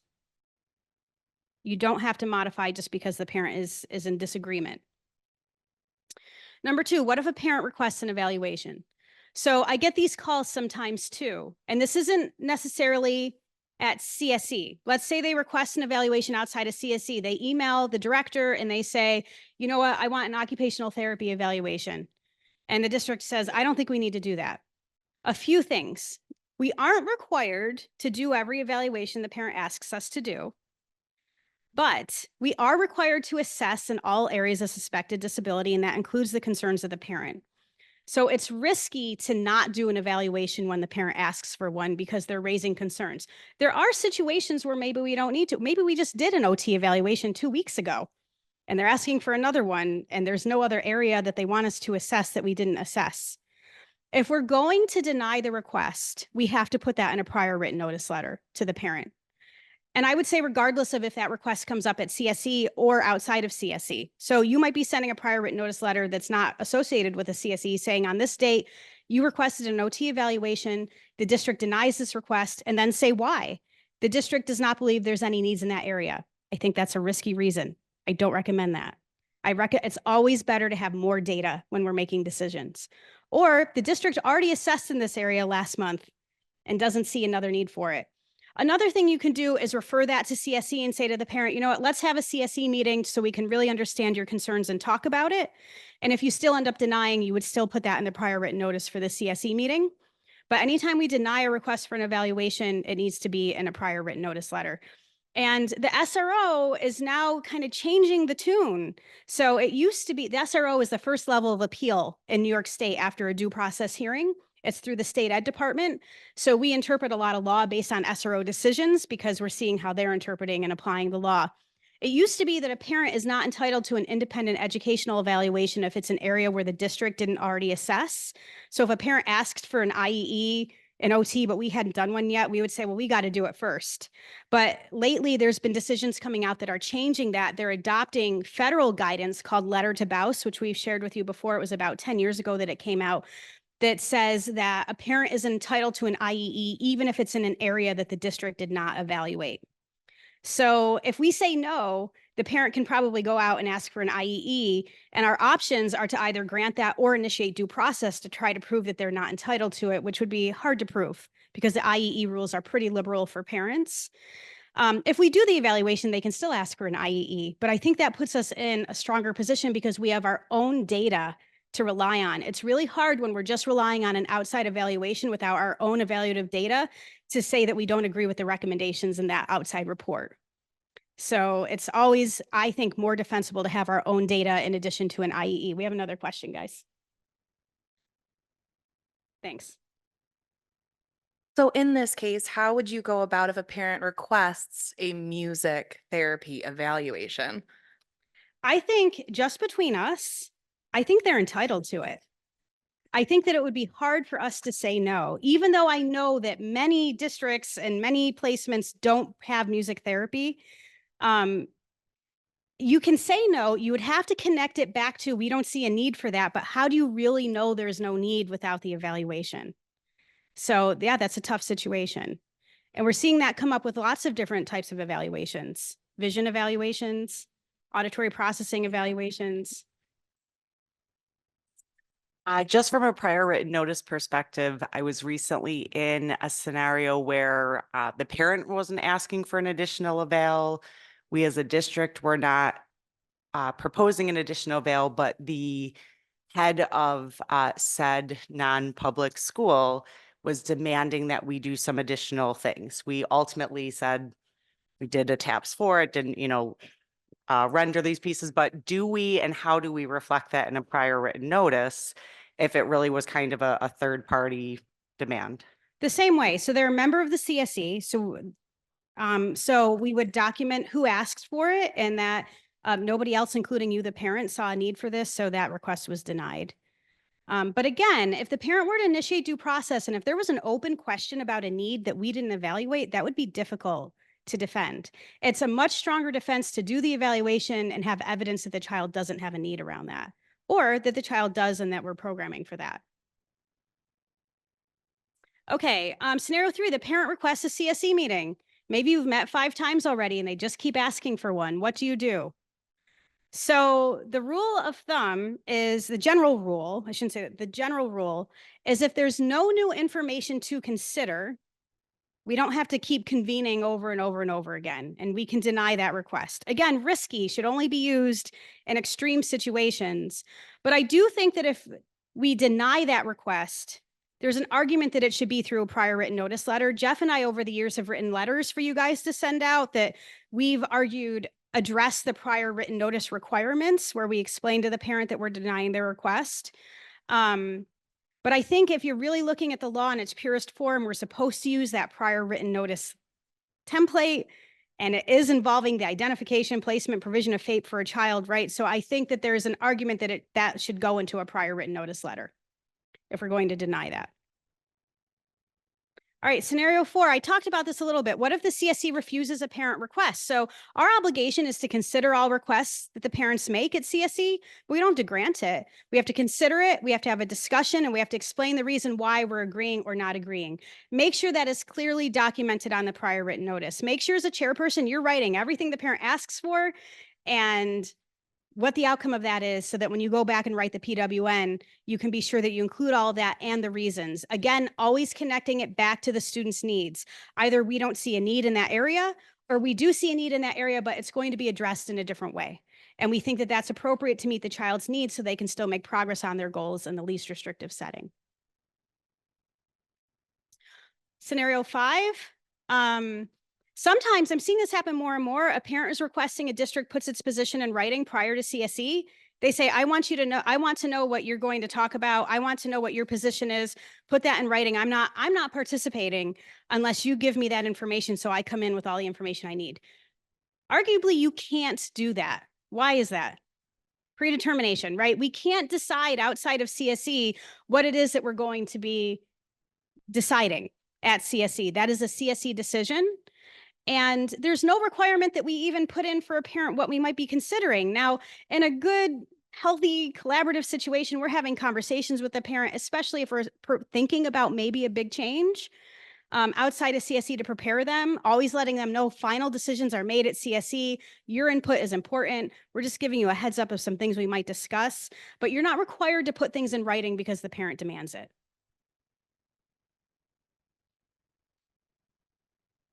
Okay, this is kind of adjacent, but the parent changes the proposed evaluation. So let's say we send home the prior written notice and the consent for evaluations, and the parent signs the consent, but they cross out some evaluations and they add in some others, or they say, I demand the WISC. Let's say they do that. What do? So number 1, there is some case law that says that partial consent is not permitted. So if a parent gets our consent form and if they cross out, I don't want the speech and I don't want the psych, I just want the achievement, that's partial consent. And there is some case law that says consent is only valid if it consents to the entire evaluation. So that would require some communication back to the parent around that. And then we would have to decide as a district, do we want to update what we're requesting and ask for their consent again? Or are we going to stand firm and say, no, we think it's all of this or nothing? That might be time to give us a call. That's a tough situation to be in. But what if the parent adds stuff or says specific tests that they want? I don't believe that's valid consent either, because for there to be valid consent, there has to be a meeting of the minds. And when we're sending it home in our prior written notice and describing what we want to do, if the parent changes that, we don't really understand what it is that they're asking for. And we have no obligation to give the exact tests that parents want to give. When I was a psychologist in Pennsylvania, we used to do gifted evaluations, and parents would ask sometimes for exact cognitives because they would practice. There were people who would practice with their kids. And so I would never give that test when they would ask for it, right? But our obligation is to assess in all areas of suspected disability. So if the parent says, I want the Wyatt, I would have a call home. What is it about the Wyatt that you're concerned about? What areas are you concerned about? We have to assess in that area, but we don't have to do it through the Wyatt. And if they add something that we weren't thinking about, that should be further conversation. What are your concerns? Explain that to me, please. If we agree that that's an area that, okay, we're going to assess, send home a new prior written notice and a new request for consent for the parent to sign. Don't rely on the one that they modified. I think that can be risky. And if you don't want to assess in that area, prior written notice saying why. All right, any questions? We have a question? Sure. I was just curious. The question is, do non-publics get a copy of prior written notice? Typically, that's not required as a matter of law. Yeah, it would be part of their education record, and we can share that with private schools without parent consent if it's a school the student's attending or may be attending. But it's not required that that's what they receive. In my experience, no. I don't know if you guys have different experience. Yeah, in my experience, no. Yeah. Yeah. Okay, thanks. Sorry. Okay. Right on schedule. We will be out at 11:30.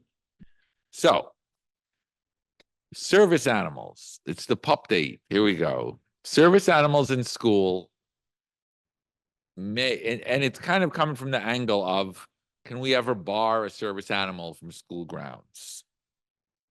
That's what we're looking at this. So we're really talking about federal law. We're talking about Section 504, which gives individuals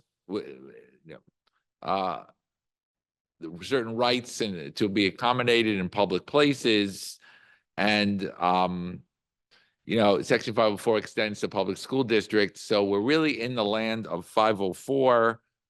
Some of the kids who are relevant here have IEPs, but they also have rights through 504 as well. So that's the land that we're living in. So there are certain circumstances when a student will have the right to attend school with a service animal, which is really interesting. I mean, if you really think about it, like we've had situations where parents want their child to attend school with the private nurse or the private BCBA.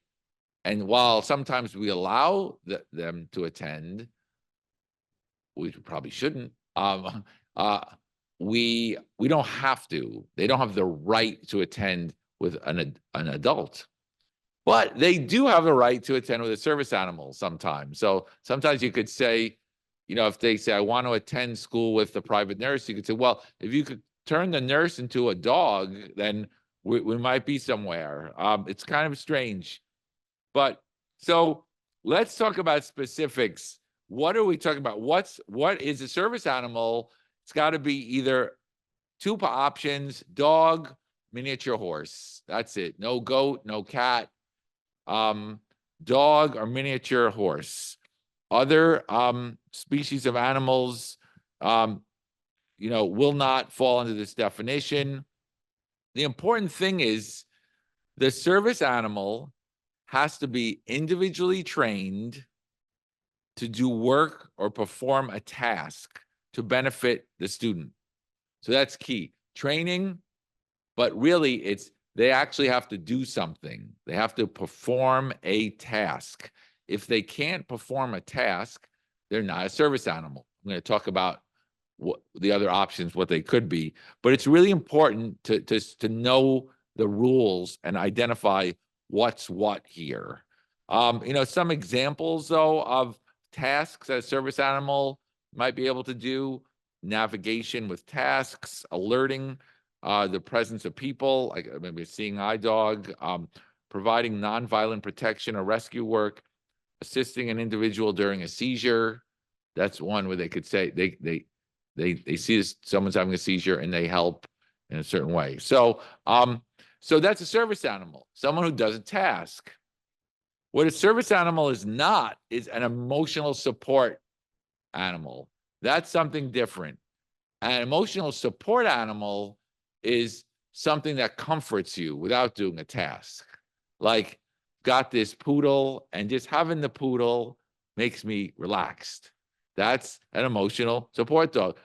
The poodle isn't doing anything except being a poodle, just, now. But if the poodle can do a task, service animal. So seriously, and so let's think about it. It really comes down to this: if the service animal, if the poodle is trained to detect when you're stressed, and when he detects the stress, he knows to look right in your eyes, he's a service animal. I kid you not. They can do a task. So that's the difference between the two. Okay, it's just that simple. So again, if it's an emotional support dog, it doesn't apply. We're talking about service animals. Therapy animals are a whole different animal. Isn't that great? They use that term. Therapy animal, therapy dog, they're just around to calm people down because we're so stressed out. Like you're at the airport and everyone is so angry that flight's delayed, but there's the dog and your pet and you feel better. And you might have a therapy dog in a teacher or administrator might say it's good to have a dog around for various reasons. That's not a service animal. That's a therapy animal. And you need other policies for those. We're not talking about therapy animals today. We're only talking about service animals, which are trained to do a task. So, I mean, technically, the service animal extends to guests. You might have to allow a guest in with a service animal. You might have an employee with a service animal, but we're talking about students today. So permissible inquiries. So a parent comes in and says, you know, we're in the process of getting a service animal for Johnny. Just want to make sure he could attend with the dog. What can you ask the parent at that point? Okay, you can ask two things. Is the service animal required because of a disability? So and they have to say, yeah, it's for depression, anxiety, diabetes, seizures. They have to say, yes, they have to confirm the disability. And you probably will already know, because a student might already have an IEP or 504 plan. And then you're going to ask, what work or task has the animal been trained to perform? So again, what's the task that they've been trained? That's it. You really, well, it says here, you may not ask about the person's disability. Again, you're probably going to know. And I think there's ways you can kind of, it'll be obvious when they say what it's for. But you're not allowed to ask for the specific training documentation. You can't say, let me see that certification. Is this good enough? If they say he's trained to do this, come on in. That's the rules. Crazy, isn't it? But that's the rules, and that's pretty clear. It's all over. Go to section504.com, USDOE, and so on. Now, so because of these rules, a lot happens once the dog gets here. So it's not over. In fact, with this light inquiry, the assessment is ongoing. They're in. Now we'll see, because we may have some answers. We may look back and go, wait a minute. You just said you were trained in this, and we'll talk about a case. Like, it doesn't look like you were trained because you didn't do the task. Can you exclude? So we'll talk about that. So again, they're not required to have professional training or a training certificate. Service animals in training, that if they're in training, that's not good enough either. They're not required. You can't say you have to wear a vest, a patch, an ID, identifying them as service animals. I don't see why you wouldn't. I mean, it seems like a good idea. Individuals, now, there are, though, they have to comply with public health requirements. So you can ask, have they been licensed? Have they been vaccinated? That's I guess a third question you could ask about. And you can't require registration. So that's kind of it. Pretty low standard. Someone says, my dog has been trained to do this. Come on in. Now, there's a handler. The handler is the individual, because it's a dog. It's a horse. Someone's got to take care of it. Maybe the dog needs some water. Maybe the dog needs to take a walk. Maybe the dog needs to, what they do when they're on the walks and stuff. I try to be graphic with the bags and everything, and I love dogs, by the way. So my dog's named Bagel, if you didn't know. So yes, Bagel. So that the handler is the person who is responsible for caring and supervising the animal. This includes toileting, feeding, grooming, and vet care. The responsibility for the care and supervision of a service animal falls to the handler. Okay. So guess who the handler is? It's the student. So service animals, they must be controlled by the handler at all times. They must be harnessed and leashed. And the school is not obligated to supervise. So basically, if you come in with a service animal, you've got to be in charge of the animal. And the student has to be the student has to be the handler. However, there might be some exceptions within reason. So if you have a young, let's say you have a 4-year-old in a wheelchair, and you say, well, you're the handler, that position might not work, and it has not worked fully. And some courts have said, even though it says what it says about handler, that's really not what it meant. So now, again, so there has to be some sort of realistic expectation here, because, you know, again, this doesn't, it comes up from time to time, and there are enough decisions on that where, because at first when these rules came out, people were able to say, hey, it says what it says, student's the handler, and that didn't work out 100% in the district's advantage consistently. Now, again, if it's a 16-year-old or a 10-year-old and they're perfectly physically healthy, sure, you could say it's on you. You got to make sure that you're taking care. But if it's if not, don't rely 100% on this. You might have some role here. Now, a public entity. Now, we let the student in. We let the dog in. Can we ever say you have to leave? Can we end this experience? Yes. If the animal poses a direct threat to the health and safety of others or causes substantial property damage or the property of others, if the animal's presence fundamentally alters the program, services, activities, if the animal creates an unmanageable disturbance or interferes with the school.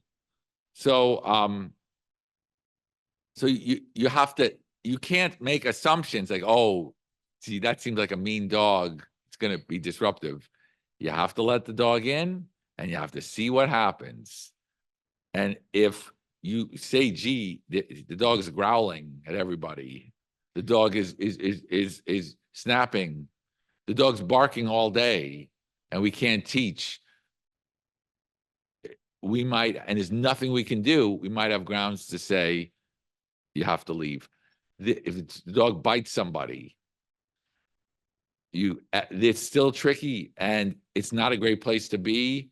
And even if you have great grounds, this is potentially problematic, but you got to do what you got to do. You're not going to have the dog barking in class all day, but this could be tough. You want to make sure you have a good fact pattern before you do this, but it is possible. It's easy to get in, but you got to stay. You have to earn the right to stay there, in essence. So kind of some questions. What if another student is afraid of or allergic to dogs? Can we say, you can't come in, dog? No, you have to deal with the situation. You have to accommodate the other student. Maybe you separate the other student. Maybe you put them in a different class. Sounds easy. What if they're both in a 611 and there's only one 611? What do you do? I don't know. Do you buy shampoo? Do you do you figure out how to cure the allergy? And these are nice rules that are there, but we can foresee problems at times. But we can't just put our hands up and say, oh, he's allergic, you're out. So you have to accommodate the other student. It would be great if you had a policy on this, and the policy would include what the legal questions you could ask for, make sure they're consistent with ADA requirements. You know, if you don't have one, now would be a good time maybe see what you have, see if it's consistent with the information in this slide. You know, they could voluntarily agree to wear a vest or identify as a service animal. We can't force that. But let's talk about some case law to see like where things have gone wrong. And because, now some of these are extreme, but that's what we're here for. In 2011, this case went all the way up to federal court. A student with autism was denied the use of his service dog at school. The district argued, hey, you can't have that dog here. You're going to substantially alter the program. They didn't have any proof of any of this. They just assumed before creating a record that this was going to be a problem. They said, you can't come in. And the court said, no, you have to actually prove the disruption, the alteration, and so on. Even as, so this is we're just warming up on the cases, but like you almost have to wait for something inappropriate to happen before you can do this. Just a quick note on IEPs before we get into some other cases. There's, and this can get a little wonky, but it's a good practice. And Anne, I don't know if you wanted to jump in at a certain point. You know, this is not a FAPE issue, allowing a student in with a service animal, but there sometimes, you know, so someone could make the argument that they need a service animal for a FAPE. And, you know, if we make that conclusion, like we're going to wind up paying for owning the dog and paying for the dog or so on. So it's ultimately up to the CSC or 504 team to make this determination. It's in our best interest that it doesn't go in the IEP and it's just a pure accommodation. But here's a recommendation is, again, consider out of 5.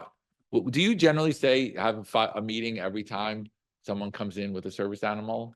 I say we should consider it. We had a hearing on this many years ago in Monroe County, and it turned into a much bigger case than that. But because the CSC had convened and decided the child did not need the service animal to receive a FAPE, we did prevail in the hearing on that issue.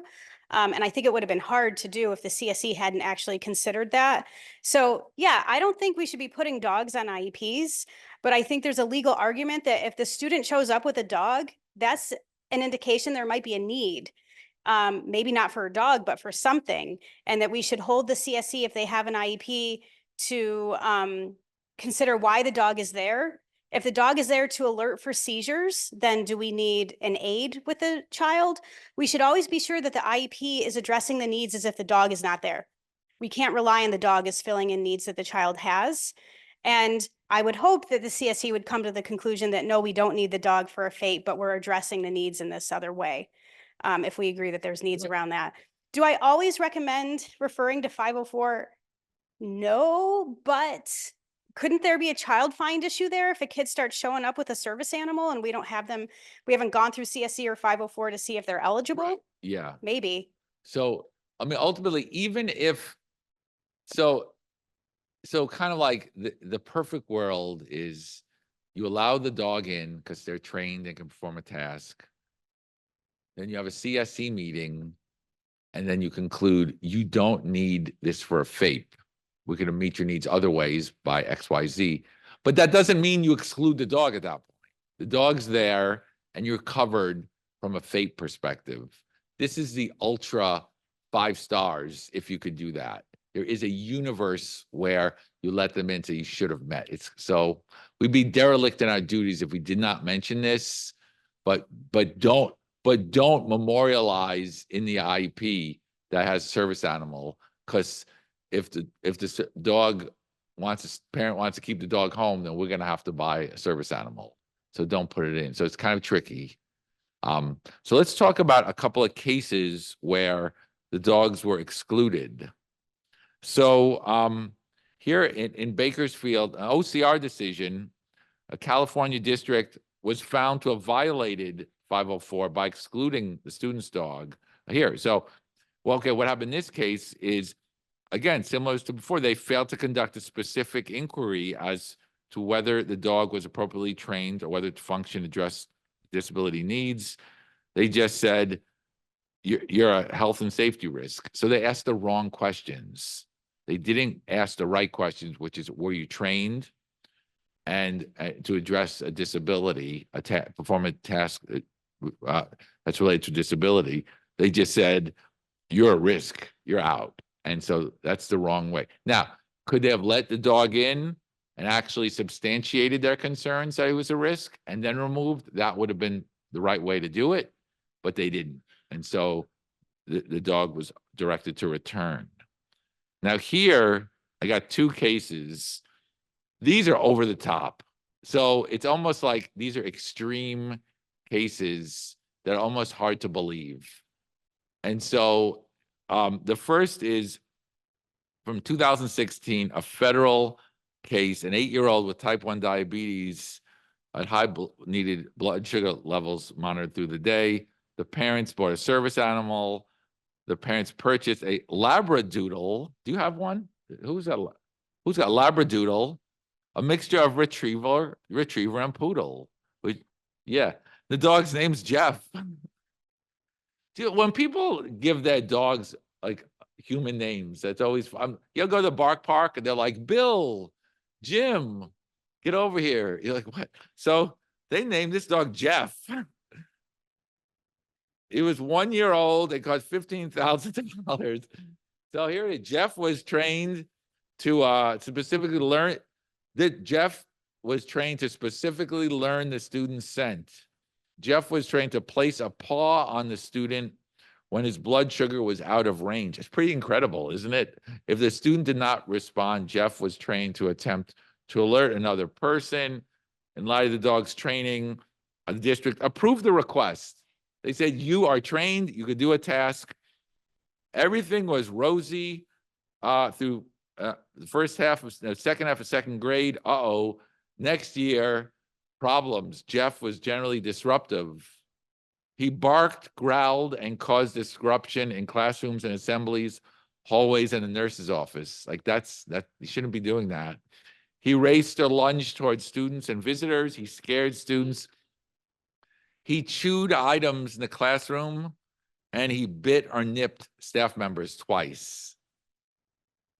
So one day he bit another. What's going on with this dog?